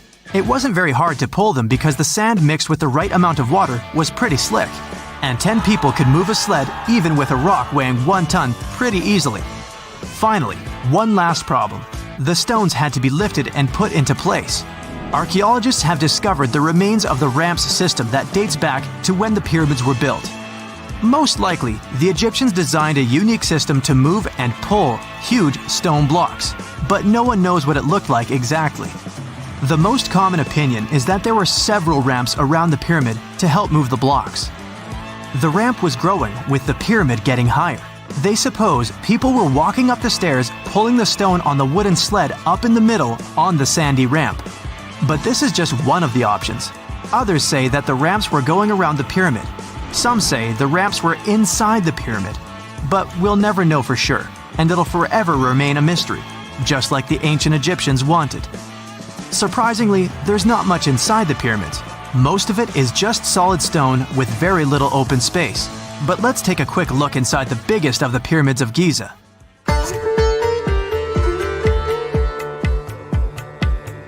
From the entrance, there are two stairs, one going down and the other one going up. The descending one takes you to a chamber located underground. That's where the pharaohs are, but not in this pyramid because Khufu wanted to stay higher. The underground room is partly unfinished. The room with Khufu's sarcophagus is called the King's Chamber. It's upstairs and then through the tall and long Grand Gallery. Below the King's Chamber, there's a room called the Queen's Chamber. There are no queens though, and no one is sure why the room is called this. Unfortunately, none of these have any hieroglyphs on the wall. They're just bare. If you want to see them, you should go to the other rooms that are decorated. Those pieces of art are depictions of ancient Egypt's culture and daily life. The texts allow researchers to study their language and grammar. Sadly, the treasures that once were here in the pyramid are long stolen. From that room, there are several tunnels for an unknown purpose. There are many tunnels and passages inside the pyramids. There are many chambers and shafts and secret ways. Scientists have been sending little robots with cameras there for some decades already. And the robots did discover another chamber a bit upstairs with hieroglyphs on the walls. But even today, much of the pyramids is still unknown, and there's no so-called building plan of the pyramids. Egyptians did create a mystery no one can crack for 4,500 years already. Scientists recently started to X-ray the